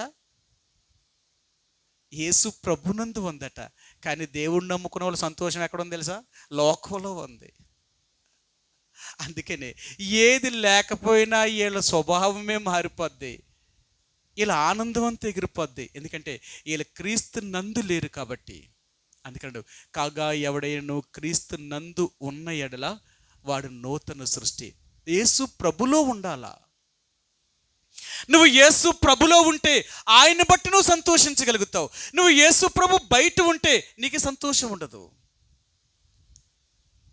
ఈరోజు దేవుని బిడ్డగా మనం ఆచార సంబంధమైన క్రైస్తవుడువా, లేక నిజమైన క్రీస్తు యొక్క మార్గంలో ఉన్న క్రైస్తవుడువా? నువ్వు ఎవరి పద్ధతిని అనుసరిస్తున్నావు? ఏ రోజునైతే యేసు ప్రభువుని అంగీకరించావో ఆ రోజు నీకు ఎవరు చెప్పాలి ఈ పద్ధతులన్నీ కూడా? ఒక మతాన్ని లేక ఒక దేవుడి దగ్గరికి వస్తున్నప్పుడు ఆ దైవ పద్ధతులు ఏంటో నీకు తెలియవా? అవి తెలియకుండా నువ్వు ఇలా యేసు ప్రభు దగ్గరికి వచ్చావు. అందుకని అంటున్నాడు, ఒక జడ్జి కూడా కోర్టులో ఒక ముద్దాయిని తీసుకొచ్చినప్పుడు ఆయనతో అన్నీ చెప్పిస్తాడు. ఏంటి తెలుసా? నేను ఈ గ్రంథం మీద ఒట్టే చెప్తున్నాను, నేను అన్ని నిజమే చెప్తాను కానీ అబద్ధం చెప్పను. ఆడ దేవుడి మీద ప్రమాణం చేయించి చెప్పిస్తారు. అప్పుడు జడ్జి అడిగిన దానికల్లా ఆ ఖైదీ ఆ ముద్దాయి చెప్పాలా? ఆలోచించారా? ఆ కోర్టు యొక్క రూల్స్ అవి. అందుకని అంటారు కోర్టుకి వెళ్ళేటప్పుడట కోర్టు రూల్స్ తెలుసుకోవాలట. నేను ఒకసారి ఒక కోర్టు కోసం ఒక ఆయన దగ్గరికి వెళ్ళాను అనమాట. మేము వెళ్తే అక్కడ జడ్జి గారు కోర్టులో అంటే ఆయన ఆ కుర్చీలో కూర్చున్నప్పుడు లాయర్లు సైతం కూడా ఆమెకు దండం పెట్టి లోనకి వెళ్తున్నారు, లేదా తల ఉంచుకొని దించుకొని వెళ్తున్నారు. వాళ్ళు చెప్పారు, లాయర్ గారు ముందే చెప్పారు, మీరు కోర్టుకు వచ్చేటప్పుడు ఒకవేళ మీరు కానీ లేట్ అయితే జడ్జి గారు కానీ కుర్చీ మీద కానీ కూర్చొని ఉంటే మీరు తల దించుకొని కోర్టులోకి రావాలి. రెండవది, మీ పైదాకా మీ షర్ట్ బటన్ పెట్టాలా. కోర్టులోకి వెళ్ళి వచ్చేటప్పుడట మీ షర్ట్ బటను అసలు అది చాలా పైదాకా ఉండాలి. ఇది కానీ ఇప్పేరా, మీ సాతి కానీ కనిపించిందా, ఆమె వెంటనే మిమ్మల్ని బయటికి పంపించేస్తా, మీ మీద ఏ చర్య అయినా తీసుకుంటుంది. అంటే నువ్వు రౌడీగా మరి ఇక్కడ నువ్వు ప్రవర్తిస్తున్నావా? ఇదేం రౌడీలకు ఉండే స్థలం అనుకున్నావా? కోర్టు అంటే ఇది న్యాయస్థానము, దేవుడు లాంటి స్థలం ఇది కదా. జడ్జి ఆ కుర్చీ మీద కూర్చుందంటే ఆమె దేవుడిగా చూస్తారు, ఆయనైనా ఆమెనైనా. రెండవది. మూడవదిగా చాలా అక్కడ తీసుకొచ్చినప్పుడు కూడా, అందుకనే జైల్లో ఉన్న ఖైదీలను కూడా తీసుకొచ్చినప్పుడు ఆ పోలీసులు ముందు వాళ్ళ కటింగ్లు వేసి తీసుకొస్తారు, పిచ్చోళ్ళ తీసిరారు. తీసుకొస్తే జడ్జి ఒప్పుకోదు. అంటే ఈయనంత పిచ్చోడు నా ఎదురుగుంటానే ఇంత పిచ్చోడుగా మీరు తీసుకొచ్చారంటే జైల్లో ఇంకెలా ఉంటాడు వీడు. అందుకని అప్పుడప్పుడు జడ్జి గారు కోర్టుకి జైలుకి వెళ్తూ ఉంటారు. సబ్జైలుకి వెళ్తారా లేదా? ఎందుకు సబ్జైలుకి ఎందుకు వెళ్తారు జడ్జి గారు? ఖైదీలు అలాగున్నారు, వాళ్ళ యోగక్షేమం ఏంటి చూడండి, ఎన్ని పట్టించుకుంటుందో. ఒక కోర్టే ఇలాగున్నప్పుడు, తన రూల్స్ ఇలాగున్నప్పుడు, ఒక దేవుని బిడ్డలకు దేవుడి దగ్గర కొన్ని పద్ధతులు లేవా? గత శుక్రవారం మీకు చెప్పాను, నా ధర్మశాస్త్రం ఆజ్ఞలను నా కట్టడలను మీరు అనుసరిస్తే మీరు బ్రతుకుతారు. ఇది ముందు నేర్చుకో. నయమానికి ఎవరో చెప్పలేదు, దేవుడిని నమ్మిన తర్వాత నేర్చుకున్నాడు, తెలుసుకున్నాడు అంతే. ఎప్పుడైతే దేవుడిని నమ్మాడో ఇశ్రాయేలు దేవుడే గొప్పవాడు అన్నాడు, ఇంక అక్కడి నుంచి ఏ లోక సంబంధించిన దాన్ని కూడా చేయలేదు. వాళ్ళు ఏమనుకున్నా సరే, ఆ సిరియా రాజును సైన్యాధిపతిగా ఉంచినా ఉంచకపోయినా, ఆ దేశంలో ఉండినా నన్ను బహిష్కరించిన, ఒకవేళ నన్ను చంపేసినా నన్ను బ్రతికించిన, నేను ఆ దేవుణ్ణి మాత్రమే నమ్ముతానంతే. అది ఒక క్రైస్తవుడు చేసే పని. ఒక నిజమైన క్రైస్తవుడు అంటే దేవుడు కోసము ఎక్కడా తలదించడు, ఆఖరికి చావడానికనే ఇష్టపడతాడు. పిలాతు యేసునది అడిగాడు, ఏమయ్యా నీ గురించి ప్రజలందరూ ఏమంటున్నారు, నీ మీద ఒక నేరం మోపారు, నువ్వు యూదులకు రాజువా అని అడిగారు. అప్పుడు ఆయన ఏం చెప్పాడు తెలుసా? అవును నువ్వు అన్నట్టే నేను రాజునే అన్నాడంతే. ఒక రాజు అనేవాడు ఎక్కడ తల దించడు. అర్థమైందా? అందుకని అంటాడు, ఒక రాజు సైన్యములో ఓడిపోతున్నాడు అని తెలియగలిగానే ఆ రాజు ఏం చేస్తాడు తెలుసా? చచ్చిపోవడానికి ఇష్టపడతాడట. చచ్చిపోవడానికి ఇష్టపడతాడు. ఎందుకంటే యుద్ధములో వీర మరణము పొందాడంటే అంతకంటే గొప్పది ఇంకొకటి లేదు. అందుకనే యుద్ధానికి వెళ్ళేటప్పుడు సైన్యంలో చెప్పేది అంటే వీర మరణమా లేకపోతే విజయమా, ఈ రెండే. నువ్వు బ్రతికితే విజయంతో తిరిగి రావాలా, ఓడిపోతే చచ్చిపోయన్న అక్కడ చచ్చిపోగానే పరిగెత్తుకొని పారిపోకూడదు, అంతే. ఒక క్రైస్తవుడు అనేవాడు కూడా అలాంటి వాడు. జీవించినంత కాలము దేవుడి కోసం విజయముగానే జీవిస్తాడు. ఒకవేళ మరణించవలసి వస్తే ఆ యుద్ధములో మరణానికైనా సిద్ధపడతాడేమో, కానీ క్రీస్తుని వదిలిపెట్టి పారిపోవడానికి ప్రయత్నించాడు. అలాంటి పిరికివాడు కాదు క్రైస్తవుడు. క్రైస్తవుడికి చావు అనేది ధైర్యంగా ఎదుర్కొనేవాడు, వాడే నిజమైన క్రైస్తవుడు. అందుకనే అలాంటి నిజమైన క్రైస్తవుడు, అలాంటి వారు నిన్ను నన్ను దేవుడు చేయాలనుకుంటున్నాడు. ఆయన ఒక క్రీస్తు యొక్క నిజమైన సైనికుడిగా. అందుకనే మనం ఎప్పుడైతే దేవుని యొక్క సైన్యములో చేరామో, సైన్యములో చేరిన వాడికి ఏముండకూడదట? మీకు బాగా తెలుసు, బైబిల్లోనే ఉంది. సైన్యములో చేరిన వాడికి, ఆ బైబిల్లో ఒక మాట ఉంది. మీరు తిమోతికి రాసిన పత్రిక 2వ అధ్యాయంలో అంటాడు కదా, సైనికుడెవడును, ఈ సైనికుడెవడును, నేను చెప్పేసాను ఇంకా.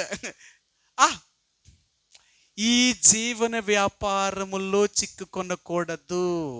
అందుకని ఒక మిలిటరీ వాడికి ఆ డ్యూటీలో చేరిన దగ్గర నుంచి భార్య కానీ, పిల్లలు కానీ, సంసారం కానీ, ఈ యాతలేమి వాడికి ఉండవు. అలాంటి ఏం పట్టించుకుంటాడు, యుద్ధం చేయలేడు, ఆడక్కడ ఉండలేడు. అలాంటి అన్నిటికీ తీర్మానం చేసుకుంటేనే వాడు ఆ సైన్యంలో చేరాల. ఒక దేవుని బిడ్డ అనేవాడు కూడా క్రీస్తు యేసేక సైనికుడు. అందుకనే వాడెప్పుడూ కూడా ఏ లోక సంబంధమైన వాటిలో చిక్కబడేవాడు కాదు, బంధించబడేవాడు కాదు. అన్నిటినీ జయించగలిగిన వాడు వాడే క్రీస్తు యొక్క సైనికుడు. మన దేవుడు సైన్యములకు అధిపతిగా యెహోవా, ఆయన సైన్యములో చేరిన ఒక సైనికుడిగా ఉన్న నీవు నేను కూడా ఈ లోక మాయల్లోనూ, ఈ లోక సంబంధమైన జీవన విధానాల్లోనూ మనం ఎందుకు చిక్కబడతాం? మనిషి ఎందుకు పుట్టాడు? మనిషి పుట్టిందే తినడానికి, తిరగడానికి, సంపాదించుకోవడం కోసం పుట్టామా? అసలు మనం ఎందుకు పుట్టామో మనకు తెలుసా? ఈరోజు మనం అందరం ఉన్నాం, మనం సంపాదించుకోవాలా, ఈ భూమి మీద ఎన్నో సంపాదించుకుని సుఖం అనుభవించాలా. భూమి మీద పుట్టిందే అందుకు కదా. మనం భూమి మీద పుట్టింది సంపాదించుకుని సుఖపడ్డానిక, ఇందుకొరక. అందుకనే ఉదయం లేచిన దగ్గర నుంచి మనం పని చేసుకుంటున్నాం, మనం బట్టలు ఉతుకుంటున్నాం, మనం అన్నం వండుకుంటున్నాం, మనం తింటున్నాం. పొద్దున్న నుంచి సాయంకాలం దాకా మన పనులే సరిపోతున్నాయి. మనం పుట్టింది ఎందుకంటే దానికోసమే. ఇది కాదు. దేవుడు నేను ఎందుకు పుట్టించాడో తెలుసా? తన మహిమ కొరకు పుట్టించాడు. ఆయనకి మహిమార్థముగా నీవు నేను జీవించాలని. రోజులో దేవుని యొక్క మహిమ కొరకు నువ్వు ఎంతవరకు జీవించగలుగుతున్నావు? ఆయన మహిమ కొరకు నువ్వేం చేయగలుగుతున్నావు? నీ ద్వారా దేవునికి ఎంత మహిమ కలుగుతుంది? నిన్ను దేవుడు అందుకు సృష్టించాడు. ఒక వస్తువును ఒక వ్యక్తి చేశాడు అంటే దాని ద్వారా దానికి పేరు రావాలని. ఈరోజు నీ ద్వారా దేవుడికి వచ్చే మహిమ ఏంటి? మనం వీటి కొరకే పుట్టామా? ఎప్పుడు తినడం కొరకు, ఉండడం కొరకు, కట్టుకోవడం కొరకు, వీటి కొరకే మన ప్రయాసం అంతా. ఏం తినాలా, ఏం తాగాలా, ఏం ధరించాలా, ఎలాగుండాలా, ఇదేనా? మనం దీని కొరకు భూమి మీదకి వచ్చామా? ఎందుకొరకు కాదు. దేవుడు నీకు ఎందుకు భూమిని ఇచ్చాడో తెలుసా? ఇక్కడ నువ్వు బ్రతకాలనే దేవుడు ఇచ్చాడు. ఇంక దానికోసం నీకు ఇంకేం కావాలా? నీకు కావలసినవన్నీ దేవుడు భూమి మీద సృష్టించాడు. ఈ రోజైనా దేవుడు మాట మనం వింటున్నామా? ఏదో నామకార్థంగా ఒక మత సంబంధమైన క్రైస్తవుడిగా, ఆచార సంబంధమైన క్రైస్తవుడిగానే వెళ్ళిపోతున్నావా? ఒకవేళ నువ్వు ఆచార సంబంధమైన క్రైస్తవుడిగానే వెళ్ళిపోతే నువ్వు రెండంతల నరకానికి పాత్రుడివి. రెండంతల నరకానికి పాత్రుడివి. ఒకటి, నువ్వు చేసిన పాపమును బట్టి, నువ్వు చేసిన తప్పును బట్టి శిక్ష అనుభవించాలా. రెండవ నేరం ఏంటో తెలుసా? దేవుని యొక్క పద్ధతిని ఎరిగి ఉండి కూడా నువ్వు అలాగే చేయలేదు కనుక దాన్ని బట్టి నీకు శిక్ష. నీకు తెలియకపోతే ఒకటే శిక్ష, తెలిస్తే మాత్రం రెండంతల శిక్ష. దేవుని బిడ్డలుగా ఈరోజు నువ్వు నేను దేవుని యొక్క న్యాయ విధానాలను, దేవుని యొక్క కట్టడలను ఎరిగిన వారము. దాని ప్రకారంగా జీవిస్తా లేదా? అయితే నువ్వు క్రైస్తవుడు కాదు. ఒక మత సంబంధమైన ఆచారాల్లో ఉన్న వ్యక్తివి. నువ్వు మత సంబంధమైన ఆచారాలతోటి ఉంటే నువ్వు పరలోకం చేరవు, నరకానికే వెళ్ళిపోతావు. అందుకన్నాడు, మతములో ఉన్న ప్రతి ఒక్కరూ కూడా రెండంతల నరక శిక్షకు పాత్రులట. ఈరోజు దేవుడు అంటున్నాడు, నువ్వు మతానికి చెందిన వ్యక్తివా లేక క్రీస్తుకి మార్గానికి చెందిన వ్యక్తివా? నువ్వు ఎవరు సంబంధించిన వ్యక్తివి? నువ్వు యేసుకు సంబంధించిన వ్యక్తివైతే నయమాను వలె యేసు యొక్క పద్ధతిని అనుసరించడానికి ప్రయత్నించాయి. మత సంబంధమైన వ్యక్తివైతే ఆ శాస్త్రులు, పరిశీల వలె ఆచార సంబంధంగా నువ్వు జీవిస్తే రెండంతల నరకానికి నువ్వు పాత్రుడు అయిపోతావు. ప్రియ సహోదరి సోడా, ఈరోజు ప్రభు యొక్క సన్నిధిలో మనం దేవుని యొక్క దైవ పద్ధతిని మనం ఎరిగిన వారం కాబట్టి ఆత్మీయంగా మనం దేవుడిని ఆరాధించేవారు. ఈరోజు దేవుడు అంటున్నాడు, యేసు ప్రభువారు ఆయన యెరూషలేముకి వెళ్ళవలసి వచ్చినప్పుడు ఈ భూమి మీద ఎన్నో వాహనాలు ఉన్నా, ఎన్నో జంతువులు ఉన్నా ఆయన గాడిదనే కోరుకున్నాడట.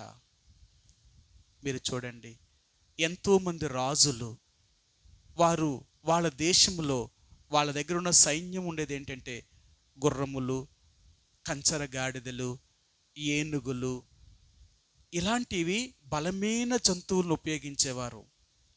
వారి యుద్ధానికి వెళ్ళేటప్పుడు వేగముగా పరిగెత్తాలా, రెండవదిగా బలమైన జంతువై ఉండాలా.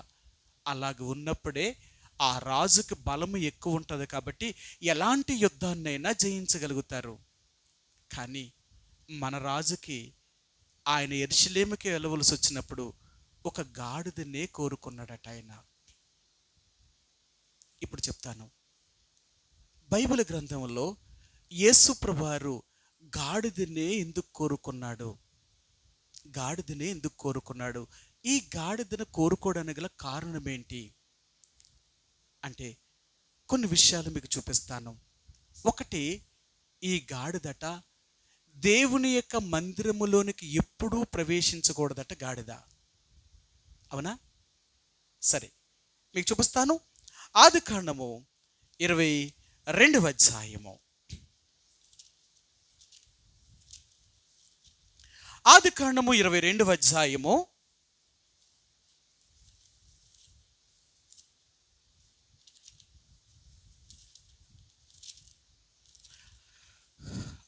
4వ వచనమండి.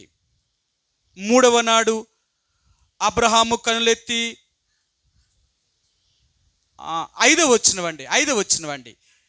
తన పనివారితో, మీరు గాడిదతో ఇక్కడనే ఉండుడి, నేనును ఈ చిన్నవాడును అక్కడికి వెళ్ళి దేవునికి మ్రొక్కి మరలా మీ యొద్దకు వచ్చేదమని చెప్పి. అక్కడ దాకా గాడిదను తీసుకెళ్ళిన వాడు మరి అక్కడ కూడా దేవుని మొక్కడానికి అక్కడ కూడా తీసుకెళ్ళొచ్చుగా. తన పనివాడితో చెప్పాడట అబ్రహాము ఏం చెప్పాడంటే, నీవును ఈ గాడిదను ఇక్కడే ఉండాలా.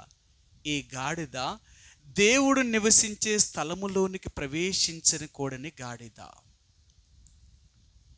ఆలోచించండి, ఇదంట దేవుని యొక్క మందిరములోనికి ప్రవేశించకూడని గాడిద.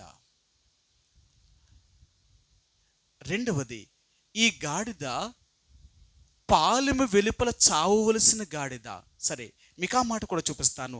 నిర్గమాకాండము 13వ అధ్యాయము. నిర్గమాకాండము 13వ అధ్యాయము 13వ వచనమండి. 13. ప్రతి గాడిద తొలి పిల్లను వెల ఇచ్చి విడిపించి దానికి మారుగా గొర్రె పిల్లను ప్రతిష్ఠింపవలెను. అట్లు దానిని విడిపించిన ఎడల దాని మెడను విరగదీయవలెను. నీ కుమారుల్లో తొలిచూలి అయిన ప్రతి మగదానిని వెల ఇచ్చి విడిపింపవలెను. ఒకవేళ దేవుడు ఏం చెప్పాడంటే, మీ పశువులలో కానీ, మీరు పండించే పంటలో కానీ, మీరు పెంచే ఏ పక్షి జాతికి సంబంధించిన దాంట్లో కానీ తొలిచూలు పుట్టినవి దేవుడివి, దాన్ని దేవుడికే బలర్పించాలి. ఇప్పుడు గాడిద అపవిత్రమైంది. ఇప్పుడు గాడిద కానీ తన పిల్లను పెడితే ఈ పిల్లను దేవుడికి సమర్పించాలా. ఎలా సమర్పించాలట? దాని యజమానుడు ఆ గాడిద పిల్లను తనే ఉంచుకోవాలనుకుంటే దాన్ని వెలకట్టి ఆ డబ్బును తీసుకుని వెళ్ళి ఒక గొర్రెను కొని దానికి బదులుగా గొర్రె పిల్లను బలేయాల. లేదా ఆ గాడిదని కానీ ఎవరూ కొనలేదా పాలెం వెలుపలకు తీసుకుని పోయి దాని మెడని విరిచి చంపేయాలట. మరి ఎక్కడ తీసుకురాకూడదు? దేవుని యొక్క దహన బలిపీఠం మీదకి తీసుకొని రాకూడదు. అది దేవుని యొక్క మందిరములోనికి రాకూడని గాడిద, అది విడిపింపలేని గాడిద. చూడండి, ఓ గాడిదకు ఎలాంటి లక్షణాలు ఉన్నాయంటే, అందుకనే ఈ గాడిదలను దేవుడి దగ్గరికి ఎప్పుడు కూడా తీసుకొని రాకూడదు. గాడిద అనేది దేవుడి యొక్క మందిరము ద్వారము దగ్గర కానీ దేవుడి యొక్క మందిర ప్రాంతముల దగ్గరికి రాకూడదు. అంత అపవిత్రమైన గాడిద. ఇలాంటి గాడిదనే దేవుడు కోరుకున్నాడట. ఇప్పుడు మీకు కొన్ని విషయాలు చెప్తాను. ఎందుకు అంటే, దేవుడు గాడిదనే కోరుకోవలసిన పరిస్థితులు ఎందుకు వచ్చాయంటే, దేవుడు మనల్ని ఒక పశువులాగా చేయలేదు. మనము పశువులం కాదు, మనం మనుషులం. మనిషికి పశువుకి తేడా ఉందంటారా? ఉందా? ఒక మనిషికి పశువుకి తేడా ఉందా? మనిషికి పశువుకి తేడాలు ఏంటో కొన్ని చెప్పండి. చెప్పలేదు. మనుషులు మాట్లాడతారట, జంతువులు మాట్లాడవట. మనుషులు ఆలోచిస్తారట, జంతువులు ఆలోచించవు.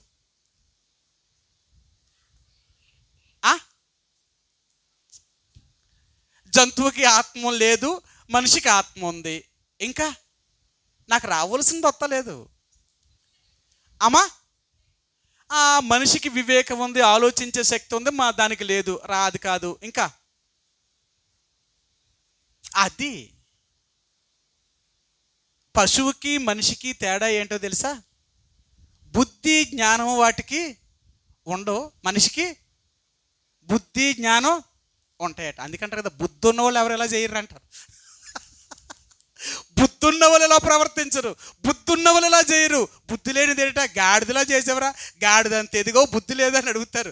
గాడిదనే ఎందుకు పోలుస్తారంటే గాడిదకి ఏమి లేదట, బుద్ధి లేదట గాడిదకి. బుద్ధి లేని గాడిద యేసుప్రభువును మోసిన గాడిద.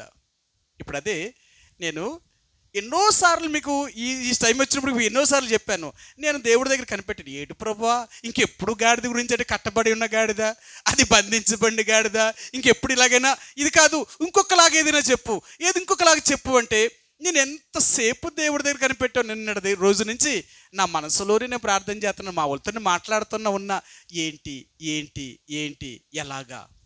ఆఖరికి ఒక మాట దేవుడు జ్ఞాపకం చేశాడు. ఈరోజు మీకు చూపిస్తాను ఆ మాటను. దానియేలు గ్రంథము 5వ అధ్యాయము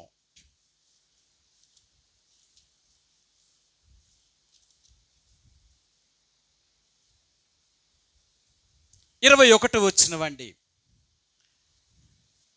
దానియేలు గ్రంథము 5వ అధ్యాయము 21 వచనం. అప్పుడతడు మానవుల యొద్ద నుండి తరమబడి పశువుల వంటి మనసు గలవాడాయను.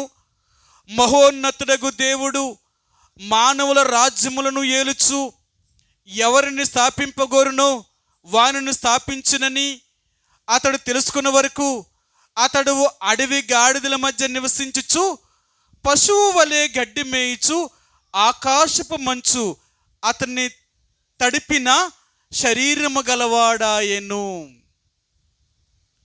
నెబుకద్నెజరు రాజు గురించి దేవుడు చెప్తున్నాడు.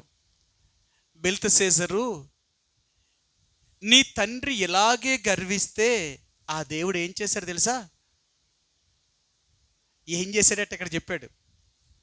నీ తండ్రి 127 దేశాలు జయించి మహాచక్రవర్తి అయిన తర్వాత నీ తండ్రి గర్వించిన దాన్ని బట్టి నీ తండ్రిని అడవి పశువులాగా మార్చేశాడట. అంతేనా? పశువులాగా మార్చాడట. ఇంత జ్ఞాన వివేకము కలిగిన నెబుకద్నెజరు ఒక రాజు అంటే 127 దేశాలు జయించాడు అంటే అతడు ఎంత జ్ఞానం కలిగిన వాడంటో, అతనికి ఎంత తెలివి ఉందంటో. ఇలాంటి వాడిని దేవుడు ఎలా మార్చేశాడంటే ఒక పశువులా మార్చాడట. పశువుకి ఏమీ లేదని చెప్పాను, దానికి బుద్ధి జ్ఞానము లేదు. రెండవదిగా ఈ నెబుకద్నెజరు రాజుని అడవి గాడిదల మధ్య ఉండేలాగా చేశాడట. ఇంకో జంతువులు దొరకలచ్చు కదా. ఇప్పుడు నెబుకద్నెజరు అడవిలో ఎన్నో జాతి జంతువులు ఉన్నాయి, లేవా? ఇతను ఏ జంతువులు దొరికెళ్ళాడట? అడవి గాడిదల మధ్య నివాసం చేశాడట. అంటే చూడండి, నేను చాలా దేవుడి దగ్గర కనిపెట్టాను. రెండవదిగా ఈ రాజు గురించి ఇంకా నేను దేవుని యొక్క వాక్యాలను చూస్తే ఇలాగ చెప్పాడు ఆయన. సరే, మీకు ఆ మాట చూపిస్తాను. దానియేలు గ్రంథము 4వ అధ్యాయము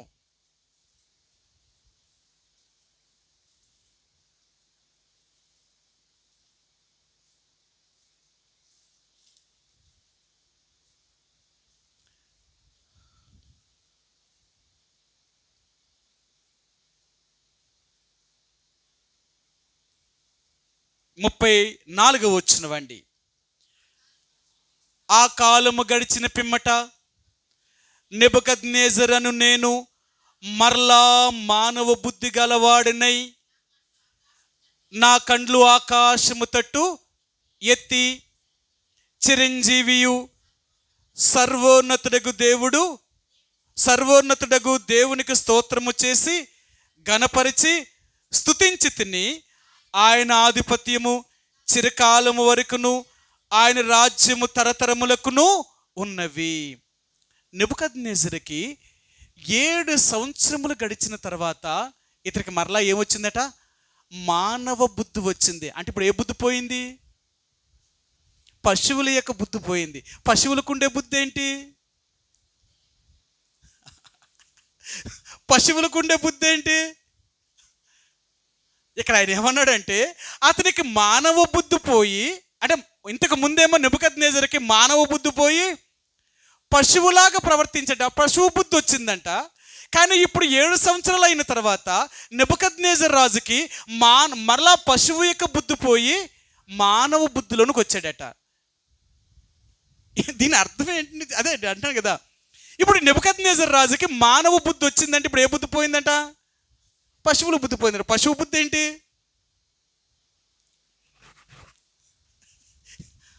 ఇదేంటంటే, పశువుకున్న బుద్ధి ఏంటి? వివేచన లేదట. పశువుకున్న బుద్ధి ఏంటండి అమ్మా?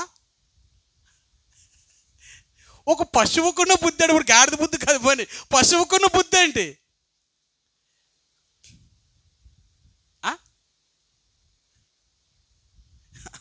ఇదేంటంటే, పశువులకున్న బుద్ధి ఏంటండి? దానికి బుద్ధి జ్ఞానము లేదట. బుద్ధి జ్ఞానం లేని ఏం చేస్తుందట?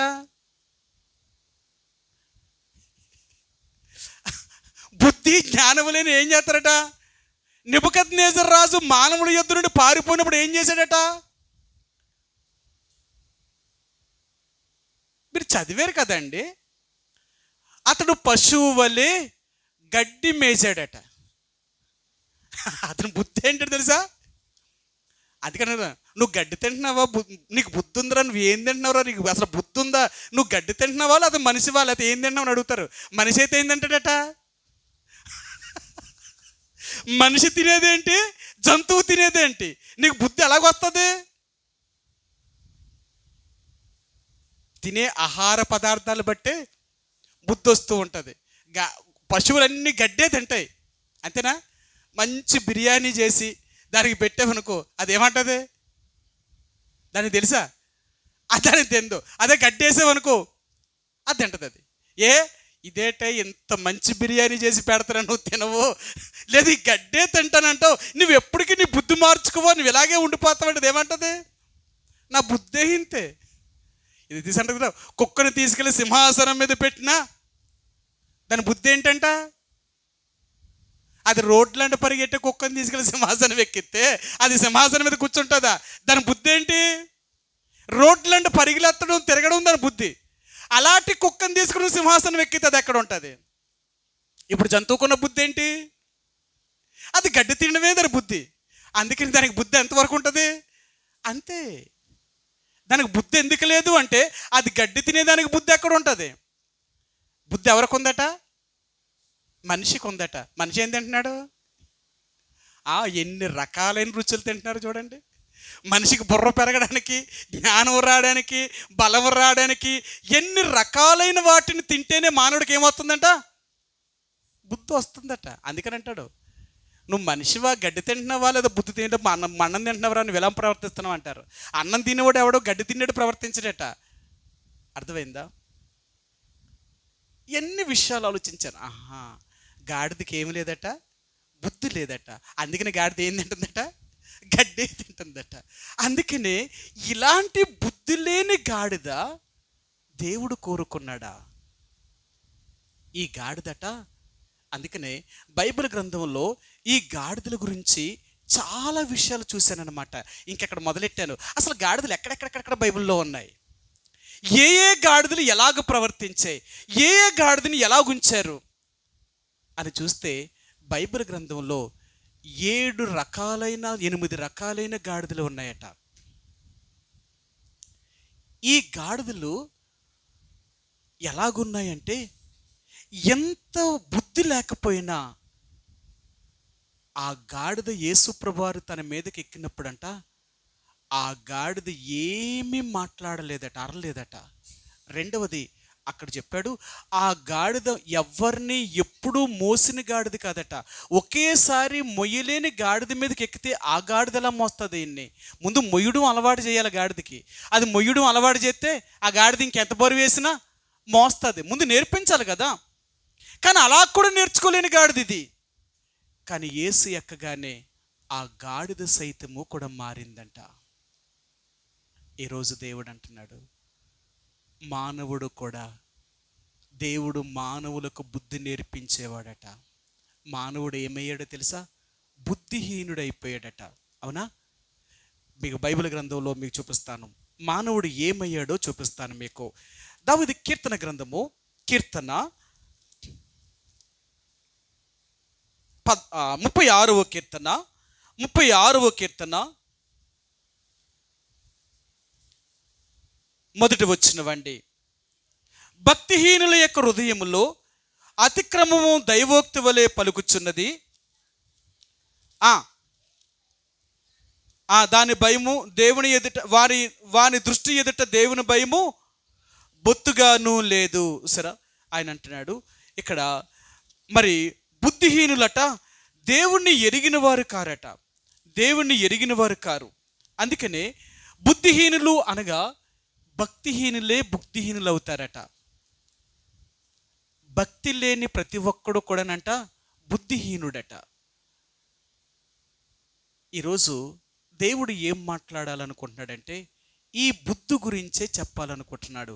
మానవుణ్ణి దేవుడు సృష్టించినప్పుడు మానవుడికి దేవుడు బుద్ధి, వివేకము, జ్ఞానమును దేవుడు అనుగ్రహించాడు.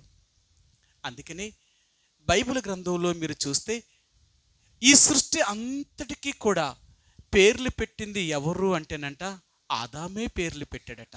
దేవుడు పేర్లు పెట్టలేదు. ఏమేమి వాటికి పేర్లు పెట్టాడట ఆదాము? ఆకాశ పక్షులకి పేర్లు పెట్టాడట, భూ జంతువులకి పేర్లు పెట్టాడట, భూమి మీద ఉన్న ప్రతి మొక్కకు ఆయనే పేర్లు పెట్టాడట. భూమి మీద సృష్టించబడిన ప్రతిదానికి కూడా ఆదాము ఏ పేరు పెట్టినో ఆ పేరే కలిగిందంట. అవునా? ఆదికాండము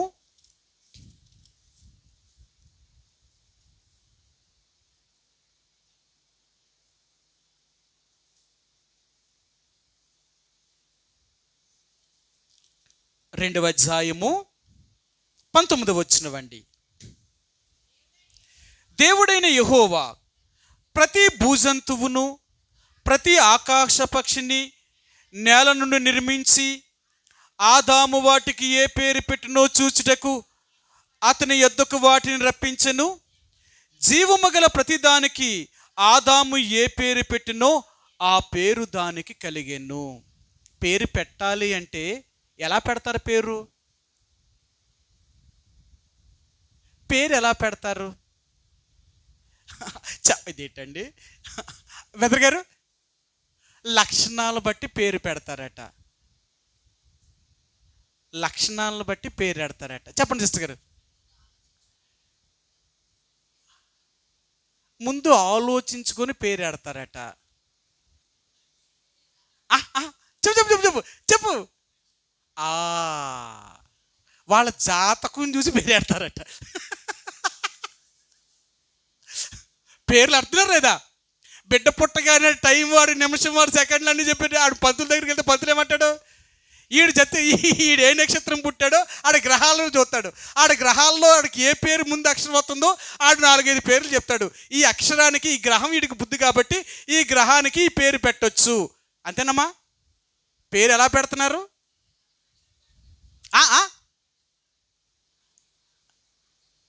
ఆ గడియను బట్టి వారి పేరు పెడతారు. ఆ పుట్టిన జాతకాన్ని బట్టి, ఆ గడి, ఆ సమయం ఎప్పుడైతే అవుతుందో, ఏ గ్రహాన్ని బట్టి అవుతుందో ఆ గ్రహాన్ని బట్టి పేరు పెడతాడు. ఆ పేరు పెట్టినట్టు మనిషి ఉంటారా? వీళ్ళందరూ ఎన్ని రకాలైన పేర్లు పెట్టుకున్నారు. పేరుకి తగినట్లు ఎవడైనా ఉన్నాడంటారా? ఎవరు లేరు.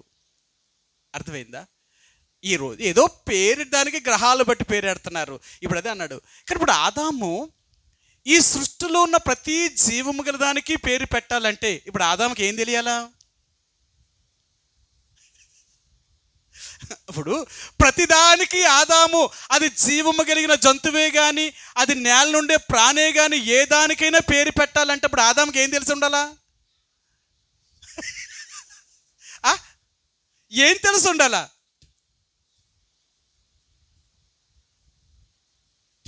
మీకు మాట చెప్తాను.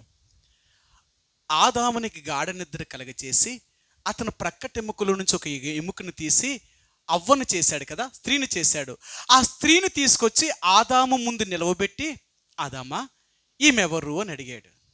అప్పుడు ఆదాము ఏం చెప్పాడు? నా ఎముకలలో ఒక ఎముక, నా మాంసములో ఒక మాంసము, ఇది నరుని నుండి తీయబడినది గనుక ఇది నారీ అనబడును అన్నాడు. ఎలా చెప్పాడు? ఈయనకి తెలుసా? నిద్రపోయినోడు, గాఢ నిద్ర కలిగినోడికి ఎలా తెలిసిందంటావు? అది ఆదాము ఎవరి కొడుకు? దేవుని కుమారుడు. దేవుని కుమారుడికి ఏం తెలుసు? ఏం తెలుసు దేవుడి కుమారుడికి? సర్వము. అంటే జరిగిపోయింది చెప్తాడు, జరిగేది చెప్తాడు, జరగబోయేది చెప్తాడు. ఇప్పుడు ఆదాము ఏం చెప్పాడు? తన ఎముకలో నుంచి ఒక ఎముకని తీసినట్టు ఆదాముకి తెలియకపోయినా చెప్పాడు. ఎలా చేశాడు చెప్పాడు. ఇది ఏమవబోతుంది చెప్పాడు. అంటే ఆదాముకి ఒక జంతువుకు ఒక పేరు పెట్టాలి అంటే ఎన్ని లక్షణాలని, తన గుణాన్ని అన్నిటినీ పరిశీలన చేస్తేనే కానీ దేవుడు దానికి. మరి ఆదాము గాడిదని ఎందుకు పేరు పెట్టాడు దానికి? ఆ గాడిదని ఎందుకు పేరు పెట్టాడు? ఇది ఆవు అని పేరు పెట్టచ్చు కదా, ఇది గేదె అని పేరు పెట్టచ్చు కదా. మరి గాడిదని పేరు ఎందుకు పెట్టాడు? ఆ గాడిదని ఎంత పరిశీలన చేసి ఉంటాడో పాపం ఆదాము కూడా. ఇది గాడిద, ఇది గుర్రము, ఇది ఆవు, ఇది గేదె, ఇలా చెప్పాలి అంటే ఆదాముకి ఎంత జ్ఞానం ఉండాలంటావు. అందుకనే దేవుడు అన్నాడు, మానవులకు దేవుడు ఎంత బుద్ధి నేర్పించాడో, ఎంత జ్ఞానం ఇచ్చాడో. అందుకని అంటాడు, మానవుడికి మించిన జ్ఞానం ఈ భూమి మీద ఏదీ లేదు. అందుకని కదా మానవుడి రోజు ఎంత జ్ఞానం కలిగిన వాడంటే ఎన్ని విషయాలు కనుగొన్నాడో. అవునా? అసలు మానవుడు ఈరోజు కనుక్కున్న వాటిని చూస్తూ ఉంటే ఆశ్చర్యమవుతుంది. మనిషి కనుక్కున్నాడా? ఇటు ఇంత జ్ఞానమా, ఇంత తెలివా, ఎక్కడిది అని అన్నాడు. నేనే వాడికి ఇచ్చాను. అందుకన్నాడు, మానవులకు దేవుడు ఎంత జ్ఞానం ఇచ్చాడట. అందుకనే మానవుడికి దేవుడు ఇచ్చిన ఆ బుద్ధి, ఆ జ్ఞానము, ఆ వివేకము ఇక భూజంతువుల్లో దేనికి, భూమి మీద సృష్టించబడిన దేనికి లేదన్నమాట.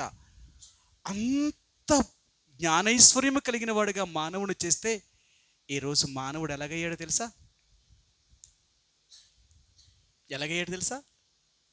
ఒక పశువు కంటే హీనంగా ప్రవర్తిస్తున్నారు ఈరోజు మనుషులు. అవునా? అందుకని అంటారు, ఒక పశువైన నిజమే, దాన్ని తెచ్చి మన ఇంటి దగ్గర కొంత గడ్డేసి, కొన్ని నీళ్ళేసి, ఒక ముద్ద అన్నం పెడితే అదేనా మన మాట? వింటుంది, చెప్పినట్టు చేస్తుంది. కానీ మనిషికి లేదు. ఎందుకు మానవుడు ఇంత బుద్ధి, జ్ఞానము, వివేకము కలిగిన దేవుడు మానవుని చేస్తే ఈ మానవుడు ఈ బుద్ధి, వివేకము, జ్ఞానమును, వివేకాన్ని, జ్ఞానాన్ని శూన్యము చేసుకున్నాడు. మానవుడు ఈరోజు ఏం పోయాడో తెలుసా? బుద్ధి లేని పశుప్రాయుడిగా మారిపోయాడు, బుద్ధి లేనివాడిగా మారిపోయాడు. ఎందుకు ఇలా మారిపోయాడు మానవుడు? మానవుడు మారిపోవడానికి గల కారణం ఏంటి? ఒక మాట మీకు చూపిస్తాను. ఆదాము దేవుడితో ఉన్నంత కాలము కూడా జ్ఞాన వివేకము కలిగిన ఆత్మను కలిగిన వాడు, బుద్ధి, వివేకము, జ్ఞానము కలిగిన వాడు, అతడు అన్నిటినీ పరిశీలించగలిగిన శక్తి కలిగిన వాడు. ఏ రోజునైతే దేవుని తినవద్దన్న దానిని తిని దేవుని ఆజ్ఞను మీరి దేవుని విరోధమైన వాడితో సహవాసము చేశారు వీరు. మొదటి కొరింథీయులకు రాసిన పత్రిక 15వ అధ్యాయము. కొరింథీయులకు రాసిన మొదటి పత్రిక 15వ అధ్యాయము కొరింథీయులకు రాసిన మొదటి పత్రిక 15వ అధ్యాయము 33వ వచనం అండి. 33వ వచనం. కొరింథీయులకు రాసిన మొదటి పత్రిక 15వ అధ్యాయము 33వ వచనం అండి. మోసపోకిడి, దుష్ట సాంగత్యము మంచి నడవడికను చెరుపును. చూసారా, మానవుడు దుష్ట సాంగత్యం చేయడం మొదలుపెట్టాడు. అంటే దేవునికి విరోధమైన వాడితో సాంగత్యం చేయడం మొదలుపెట్టాడు. వాడే విరోధి, లేక అపవాది, లేక సాతానుడు అనేవాడు పేర్లు కలిగిన వాడు. వీడికి చాలా పేర్లు ఉన్నాయి, ఒక పేరు కాదు. వీడికి చాలా పేర్లు ఉన్నాయి బైబిల్ గ్రంథంలో. మీకు చూపించాను కూడా. అపవాదుకున్న పేర్లేంటి, దేవుడుకున్న పేర్లేంటి, అవి ఎన్నోసార్లు మీకు చెప్పాను. ఇప్పుడు ఈ దుష్టుడైన సాతానుడితో వీడు సహవాసం చేయడం వల్ల మానవుడు ఏమైపోయాడట? దుష్ట సాంగత్యము మంచి నడవడికని చెరిపేసింది. ఎంత జ్ఞాన వివేకము కలిగిన మానవుణ్ణి ఎలా మార్చిందో తెలుసా? ఒక బుద్ధిహీనుడిగా మార్చేసింది. మానవుడు ఈరోజు ఏమైపోయాడు తెలుసా? బుద్ధిహీనుడిగా మారిపోయాడట. ఎంత బుద్ధిహీనుడైపోయాడో మీకు ఒక మాట చూపిస్తాను. రోమిలికి రాసిన పత్రిక మొదటి అధ్యాయము, రోమిలికి రాసిన పత్రిక మొదటి అధ్యాయము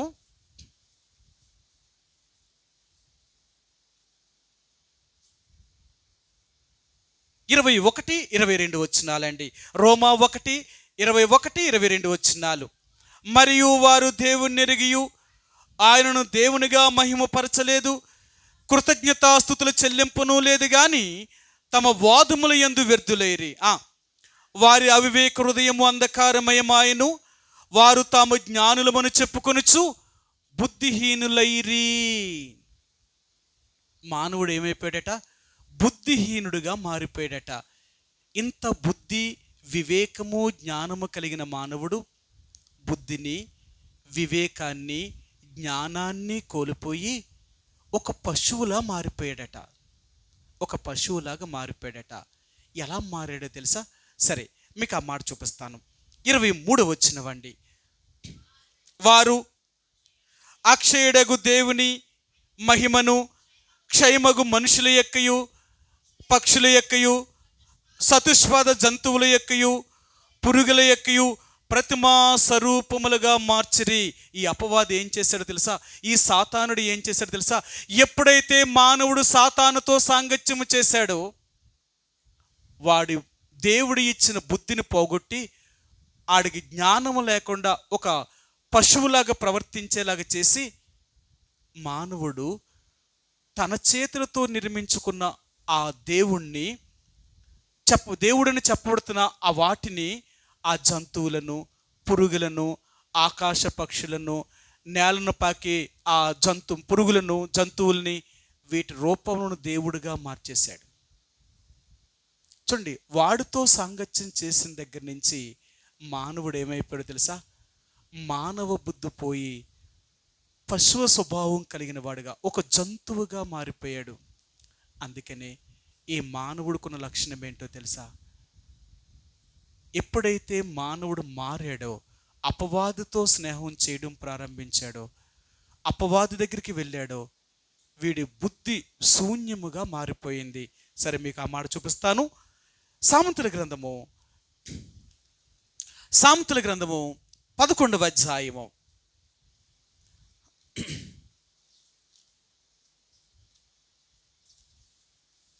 సామెతల గ్రంథము 11వ అధ్యాయము 12వ వచనం అండి. 11, 12 వచనం. తన పొరుగు వానిని నిందించువాడు,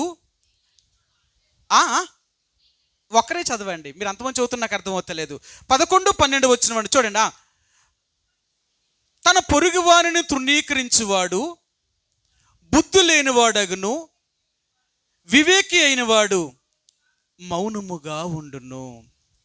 చూసారా, బుద్ధి లేనివాడు ఏం చేస్తున్నాడట? తన పొరుగు వానిని తృణీకరించడం ప్రారంభిస్తున్నాడట. దేవుని యొక్క బిడ్డనేవాడు బుద్ధి కలిగిన వాడైతే ఎవ్వరిని తృణీకరించేవాడు కాదు, తోలనాడేవాడు కాదు. ద్వేషించేవాడు కాదు, పగబట్టేవాడు కాదు. ఎందుకంటే దేవుని బిడ్డ అనేవాడికి ఇలాంటి లక్షణాలు లేవు. అందుకంటారు కదా, ఎప్పుడైతే దేవుని బిడ్డలుగా మనం మారేమో శరీర సంబంధమైన మన ఫలాలను విడిచిపెట్టి, స్వభావాన్ని విడిచిపెట్టి ఆత్మ సంబంధమైన స్వభావం కలిగిన వారిలోనికి వచ్చేస్తాం కదా. కాబట్టి ఇప్పుడు ఆత్మ సంబంధమైన ఫలాలు కలిగిన వారిగా ఉంటామే తప్ప శరీర సంబంధమైన స్వభావం కలిగిన వారిగా మనం ఉండం. ఇప్పుడు అందుకంటున్నాడు, బుద్ధి లేనివారు తన పొరుగు వారిని తృణీకరించే స్వభావం కలిగిన వారు, వీరు బుద్ధి లేనివారు. మానవుడు దేవుడు అనుగ్రహించిన బుద్ధి, జ్ఞానాన్ని, వివేకాన్ని ఎప్పుడైతే పోగొట్టుకున్నాడో ఆ రోజు నుంచి మానవుడిలో కక్ష, ద్వేషము, అసూయ, ఈర్ష్య, పగ అనే వాటితో నిండిపోయాడు. ఇవన్నీ ఎవరి? సాతానేడివి. వాడిలో ఏ పగ ఉందో, వాడిలో ఏ ద్వేషం ఉందో, వాడిలో ఏ అసూయ ఉందో వాటన్నిటినీ వాడిని వెంబడించే వారికి నేర్పించాడు వాడు. ఇప్పుడు మానవుడిని తనకంటే దుర్మార్గుడిగా తయారు చేశాడు వాడు. సరే, మీకు ఇంకో మాట కూడా చూపిస్తాను. 12వ అధ్యాయము సామెతల గ్రంథము 12వ అధ్యాయము 11వ వచనం 12 11 వచ్చినవండి. క్షమించండి, 12 వచ్చినవండి.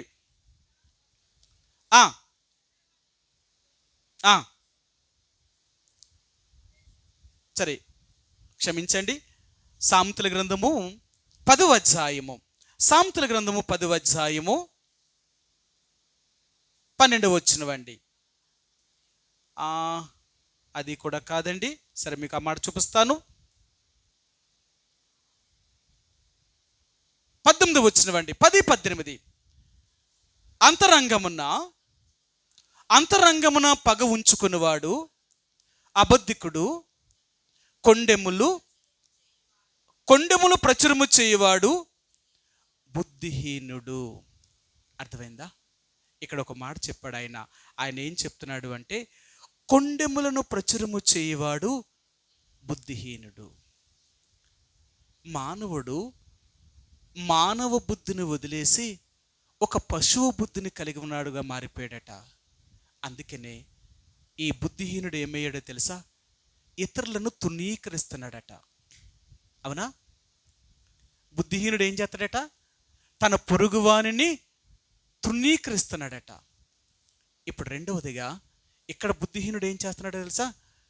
కొండెములు చెప్తున్నాడట. అర్థమైందా? అందుకనే ఈరోజు దేవుని యొక్క బిడ్డలుగా కొండెములు చెప్పడం అనేది అలవాటు అయిపోయింది.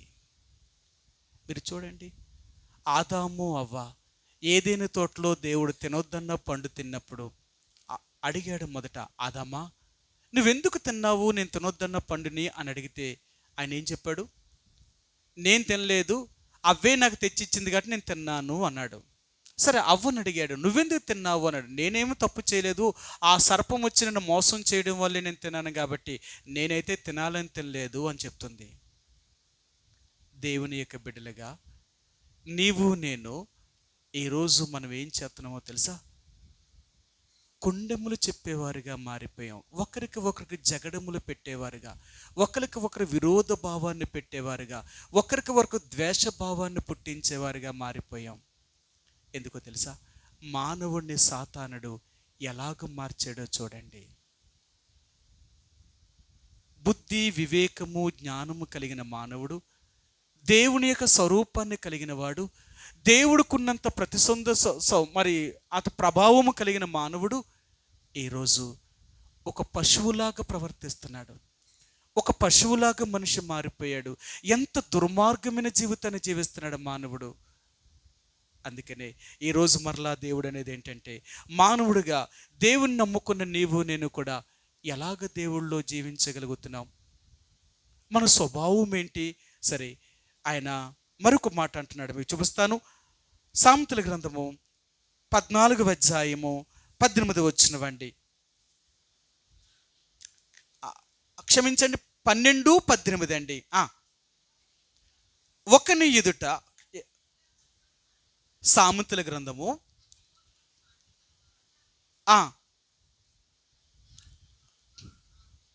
ఒక్క మాట అండి, ఒక్క మాట. ఆ,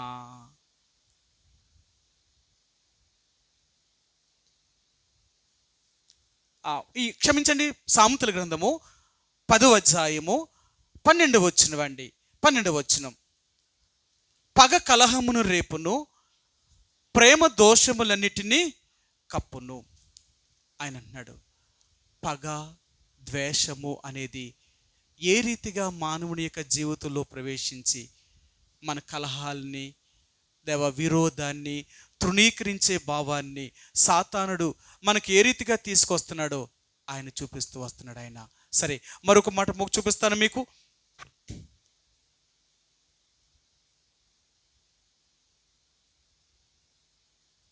10వ అధ్యాయము, ఈ సామెతల గ్రంథం 10వ అధ్యాయము 23 వచనం అండి. 10:23. చెడు పనులు చేయుట బుద్ధిహీనునికి ఆటగానున్నది, వివేకికి జ్ఞాన పరిశ్రమ, ఆ జ్ఞాన పరిశ్రమ చేయుట అట్టిదే. చూసారా, బుద్ధిహీనులట ఆయన అంటున్నాడు, బుద్ధిహీనుడికంట చెడు పనులు చేయుట ఒక ఆటగా ఉంటుందట. చూడండి, ఈరోజు మనిషి చెడు కార్యములు చేయడం అనేది ఒక వ్యసనముగా మారిపోయింది, మనిషికి ఒక ఆటగా మారిపోయింది. బుద్ధిహీనుడు. అందుకనే ఈరోజు మానవుడు ఎలాగున్నాడో తెలుసా? ఒక పశువు కంటే హీనముగా మారిపోయాడు. మానవుడి యొక్క జీవితంలో ప్రశాంతత అనేది ఏమీ లేదు. ఎలాగున్నాడంటే తృణీకరించేవాడిగా, ద్వేషించేవాడిగా, కలహం పుట్టించేవాడిగా, లేక చెడు పనులు చేయడం అనేది మానవుడికి అలవాటుగా మారిపోయింది. ఈరోజు దేవుడు అంటున్నాడు, మానవుడు బుద్ధిని పోగొట్టుకొని, జ్ఞాన వివేకాన్ని పోగొట్టుకొని, మానవుడు ఒక జంతువు వలె, ఒక గాడిద వలె, ఒక పశువు వలె ప్రవర్తించడం ప్రారంభించాడు ఈ రోజున. అందుకనే ఈ గాడిద లాంటి స్వభావం కలిగిన మనల్ని రక్షించడం కొరకు, మనల్ని విడిపించడం కొరకు ఈ లోకానికి ఆ యేసు ప్రభువారు ఒక గొర్రె పిల్లగా భూమి మీదకి వచ్చి మన కొరకు, మనల్ని విడిపించడం కొరకు ఆయన గొర్రె పిల్లగా వధించబడ్డాడు ఆయన. అందుకన్నాడు, గాడిదకి ప్రతిగా ఒక గొర్రెని కానీ ఒక దూడను కానీ బలి అర్పిస్తే అది విడుదల పొందుతుంది. ఒకవేళ దాన్ని విడుదల పొందకపోతే దాన్ని శిబిరము వెలుపలకు తీసుకుని వెళ్ళి దాన్ని మెడ విరిచి చంపేయమంటున్నాడు ఆయన. ఈరోజు పాపాత్ముడైన మానవుణ్ణి విడుదల చేయడం కొరకే, ఈ బుద్ధిహీనుడైన మానవుని రక్షించడం కొరకే దేవాతి దేవుడైన యేసు ప్రభువారు మన కొరకు ఈ భూమి మీదకి వచ్చి ఆయన మన కొరకు తన ప్రాణాన్ని ఆయన బలిగా అప్పగించాడు ఆయన. అందుకనే ఈరోజు మరలా దేవుడు మనకు జ్ఞాపకం చేయాలనుకుంటున్నాడు ఏంటి అంటే, దేవుని బిడ్డలుగా ఉంటున్న నీవు నేను కూడా ఆయనకి తగినట్లుగా మనం జీవిస్తున్నామా? ఆయనకి తగినట్లుగా మనం బ్రతకగలుగుతున్నామా? ఒకవేళ అలాగ జీవించకపోతే నిజంగా నీవు నేను కూడా బుద్ధిహీనులుగానే ప్రవర్తించిన వారు. అందుకనే ఒకప్పుడు నీవు నేను కూడా బుద్ధిహీనుడిగా ప్రవర్తించిన వారు. సరే, మీకు ఇంకో మాట కూడా చూపిస్తాను. సామెతల గ్రంథము 28వ అధ్యాయము 26 వచనమండి. 28, 26. తన మనసును నమ్ముకునేవాడు బుద్ధిహీనుడు. సరే, మానవుడు ఏమైపోయాడు తెలుసా? తన్ను తాను నమ్ముకోవడం ఎక్కువైపోయింది. ఈరోజు దేవుడు అంటున్నాడు, మానవుడు ఎలాంటి బుద్ధిహీనుడు అయిపోయాడు తెలుసా? తన్నును తానే నమ్ముకుంటున్నాడు. ఈరోజు దేవుడు అంటున్నాడు, దేవుణ్ణి నమ్ముకోవలసిన బుద్ధిమంతుడు దేవుణ్ణి ఎరగకుండా తన్ను తానే నమ్ముకునే బుద్ధిహీనుడైపోయాడు. ఈ రోజుల్లో మన ధైర్యం మనకిదే కదా. నేను నాకు నేను. అర్థమైందా? ప్రతి వారు కూడా తన్నును తాను నమ్ముకుంటున్నారే తప్ప దేవుని నమ్ముతా లేదు. ఈరోజు లోకములో లేనివారు, అంటే లోకములో ఉన్నవారు తమ్మును తాము నమ్ముకొని బ్రతుకుతున్నారు.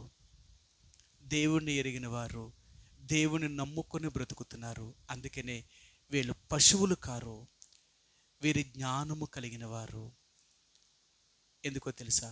మీ అందరికీ తెలుసు, వారు తమ జ్ఞానులమును చెప్పుకుంటూ బుద్ధిహీనులయ్యారట. ఈరోజు మానవుడు తన్ను తాను నమ్ముకుంటున్నాడు. నేను చేయగలను, నేను సాధించగలను, నేను సంపాదించగలను, నేను ఇలాగ ఉండగలను, నేను అలాగ చేయగలను. ఈరోజు నీ ఆధారము నిన్ను నువ్వుగా నమ్ముకుంటున్నావు. అందుకనే దేవుడు అంటున్నాడు, నువ్వు బుద్ధిహీనుడివి, నీకు బుద్ధి లేదు, నువ్వెవరివో తెలుసా, నీ స్థితి ఏంటో తెలుసా. మనకు బైబిల్ గ్రంథంలో ఎన్నోసార్లు మీకు చెప్పాను. ఎందుకో తెలుసా, మనం ఏపాటి వారు, మనం ధూళి దుమ్ముతో సమానమైన వారు. రెండవది, మన గడ్డి పువ్వు లాంటి వారు. ఉదయాన్నే గడ్డి పువ్వు వికసించగలుగుతుంది, సాయంకాలానికి గడ్డి పువ్వు వాడిపోతుంది. మూడవదిగా అంటున్నాడు, మీరు నీటి ఆవిరి లాంటి వారు, ఇంతలో కనబడతావు, అంతలో మాయమైపోతాం. ఈరోజు దేవుడు అంటున్నాడు, నిన్ను నీవు నమ్ముకుంటున్నావా, నీ మీద నువ్వు ఆధారపడుతున్నావా. ఒకప్పుడు మనము కూడా ఇలాంటి వారమే, పశువు లాంటి స్వభావం కలిగిన వారు, అంటే బుద్ధి లేని వారము. ఎలాంటి బుద్ధి లేదో తెలుసా, ఒకరిని తునీకరించే స్వభావం కలిగిన వారము, ఒకరి మీద కొండెములు చెప్పే స్వభావం కలిగిన వారము, చెడు కార్యములు చేసే స్వభావం కలిగిన వారము. నాలుగవదిగా ఇక్కడ ఆయన చెప్తున్నాడు, ఆయన ఏం చెప్తున్నాడు అంటే ఈ 26 వచనంలో ఆయన అంటున్నాడు, తన మనస్సును నమ్ముకునేవాడు, తన మీద తను ఆధారపడేవాడు. ప్రియ సహోదరుడా, తన దేవుని నమ్ముకోకుండా తన మీద తను నమ్ముకునేవాడు, వాడు ఎలాంటి వాడో తెలుసా, కాలిన నేల యందు చవిటి భూమి యందు నివసించేవాడు, నిస్సారమైన జీవితాన్ని కలిగిన వాడు. నిస్సారమైన బ్రతుకు, పైకి బాగానే ఉంటాడు వాడు, కానీ వాడి జీవితంలో దేవుడు లేడు. ఈ ఉదయకాల సమయంలో ఆ యేసు ప్రభువారిని ఆరాధించే ముందుగా, ప్రభువా, ఈరోజు ఎందుకు నువ్వు గాడిదనే ఎన్నుకున్నావు అంటే, బుద్ధి లేని ఆ గాడిదను, జ్ఞానము లేని ఆ గాడిదను నువ్వు ఏర్పరచుకొని ఆ గాడిద మీదకి నువ్వెక్కి యెరూషలేముకి రావాలనుకున్న దేవుడు నువ్వు. అవును ప్రభువా, అంతటి గొప్ప రాజైన నెబుకద్నెజరు మానవ బుద్ధిని కోల్పోయి ఒక పశువు లాంటి బుద్ధిని కలిగి అడవి జంతువుల మధ్య పడుకొని అడవి జంతువుల్లాగే ప్రవర్తించి అడవి గడ్డినే తిన్నాడు ఆయన. అతనికి మానవ బుద్ధి మరలా వచ్చినప్పుడు పశువు యొక్క బుద్ధిని వదిలిపెట్టి మానవ స్వభావం కలిగిన వాడై మరలా నిన్ను స్తుతించడం మొదలుపెట్టాడు. ఈరోజు దేవుడు నిన్ను నన్ను కూడా, ఏ రోజునైతే నిన్ను నన్ను ఈ మానవ స్వభావం తిరిగిచ్చాడో, అంటే సాతానుడి యొక్క స్నేహం నుంచి, సాతానుడి యొక్క బంధము నుంచి మనల్ని విడుదల చేసి తన బిడ్డగా మనల్ని చేసుకున్నాడో, ఆ రోజు నుంచి మరలా మనం దేవుని కుమారులుగా కుమార్తెలుగా చేయబడ్డాం. మనం ఏ రోజునైతే దేవుని కుమార్తెలుగా చేయబడ్డామో ఆ రోజు నుంచి ఆ దేవుణ్ణి స్తుతించడం మొదలుపెట్టాం. తండ్రి, ఒకప్పుడు నిన్ను విడిచాను, నీ ఇంటిని విడిచాను, నీ సహవాసాన్ని విడిచాను, నీకు విరోధముగా నేను వెళ్ళిపోయి నీకు విరోధైన సాతానుడితో నేను చేయి కలిపి ఈ లోకములో నేను ఎంత ఒక పశువులే ప్రవర్తించానో, ఒక పశువులాగా నేను జీవించానో నాకు జ్ఞాపకం చేశావు. నిజమే, నేను దైవ స్వభావాన్ని పోగొట్టుకొని సాతానుడి యొక్క స్వభావంలోనికి మార్చబడి నేను పాప జీవితాన్ని, చెడు జీవితాన్ని, మోసకరమైన జీవితాన్ని, చెడు స్వభావాన్ని కలిగిన వ్యక్తిగా నేను కలిగి ఉండి ఈ లోకములో నేను పూర్తిగా భ్రష్టురాలుగా అయిపోయాను. నిన్ను ప్రభువా అని పిలవడానికి కూడా అర్హత లేనివాడిని, నిన్ను దేవుడిగా పిలవడానికి కూడా యోగ్యత లేనివాడిని. ఎందుకంటే నీ సన్నిధికి వచ్చేంత అర్హత నాకు లేదు. ఎందుకంటే అపవిత్రమైన పెదవులు కలిగిన వాడును, అపవిత్రమైన జనుల మధ్య నివసించేవాడును, చెడిపోయిన నన్ను రక్షించడం కొరకే, నన్ను మార్చడం కొరకే పరలోకం నుండి నువ్వు భూమి మీదకి వచ్చి నా కొరకు ఆ కల్వరి శిలువ మీద నీ ప్రాణమును బలిగా అర్పించి నన్ను నీ బిడ్డగా చేసుకున్నావు. అందుకే నీకు హృదయమారా కృతజ్ఞతాస్తుతులు చెల్లించుకుంటున్నాను. ప్రభువా, ఒకప్పుడు బుద్ధిహీనుడిగా ప్రవర్తించిన వాడిని, చెడు పనులు చేయడమే నాకు అలవాటుగా మార్చుకున్న వ్యక్తిని, అలాంటి బుద్ధిహీనుడైన నన్ను ఈరోజు నన్ను రక్షించి భూమి మీద నాకు బుద్ధి నేర్పుతూ, నాకు జ్ఞానాన్ని బోధిస్తూ, నేను ఎలాగ జీవించాలో, ఎలాగ బ్రతకాలో, నైతికమైన విలువలను నాకు నేర్పిస్తూ ఈరోజు నన్ను ఒక నీ బిడ్డగా నన్ను జీవింప చేస్తున్నందుకు నీకు వందనాలు తండ్రి అని ఆ ప్రభువును మనం స్తుతిస్తాం. కాబట్టి ఈ ఉదయకాల సమయంలో మనం దేవుణ్ణి ఆరాధించే ముందే బుద్ధి జ్ఞానము లేని ఆ యొక్క ఒక జంతువు వలె కాక, దేవుణ్ణి ఎరిగిన వారిగా, దేవుని బిడ్డలుగా ఉంటున్న నీవు నేను కూడా ఆయనకి తగినట్లుగా జీవించాలని ప్రభు కోరుతున్నాడు ఆయన. కాబట్టి ఈరోజు నువ్వు నేను ఆ ప్రభువుని ఆరాధించే ముందుగా ఏదైతే దేవుడు మనతో మాట్లాడాడో, ఆయన ఏదైతే మనల్ని సంధించాడో అలాంటి బుద్ధి జ్ఞానము లేని గాడిదను కోరుకొని ఆయన ఆ గాడిద మీదకి ఎక్కి యెరూషలేము వీధుల గుండా ఏ రీతిగా ఆయన గణపరుచుకుంటూ వెళ్ళిందో, ఆ గాడిద దేవుణ్ణి గణపరిచిన గాడిద. ఈరోజు నువ్వు నేను దేవుణ్ణి స్తుతించే వారము, దేవుని ప్రజలుగా చేయబడిన వారము ఒకప్పుడు బుద్ధి జ్ఞానము లేకుండా ప్రవర్తించి లోక సంబంధమైన సాతానుడితో సాంగత్యం చేసి మన జీవితాన్ని పాడు చేసుకున్న పరిస్థితులను మనల్ని రక్షించడం కొరకే ఆ దేవుడి భూమి మీదకి వచ్చి మన కొరకే చేసిన ఆయన త్యాగమునకై ఆయన కృతజ్ఞతాస్తుతులు చెల్లిస్తామండి. ఆ రీతిగా కొద్ది సమయం ఆ ప్రభువుని మనం ఆరాధించే ముందుగా మరి ఏదైతే దేవుడు మనతో మాట్లాడారో ఆ విషయాల్ని మనం దేవుడి దగ్గర జ్ఞాపకం చేసుకుంటూ కొద్ది సమయం ప్రభువుని ఆరాధించుకుందామండి. ఆ రీతిగా కొద్ది సమయం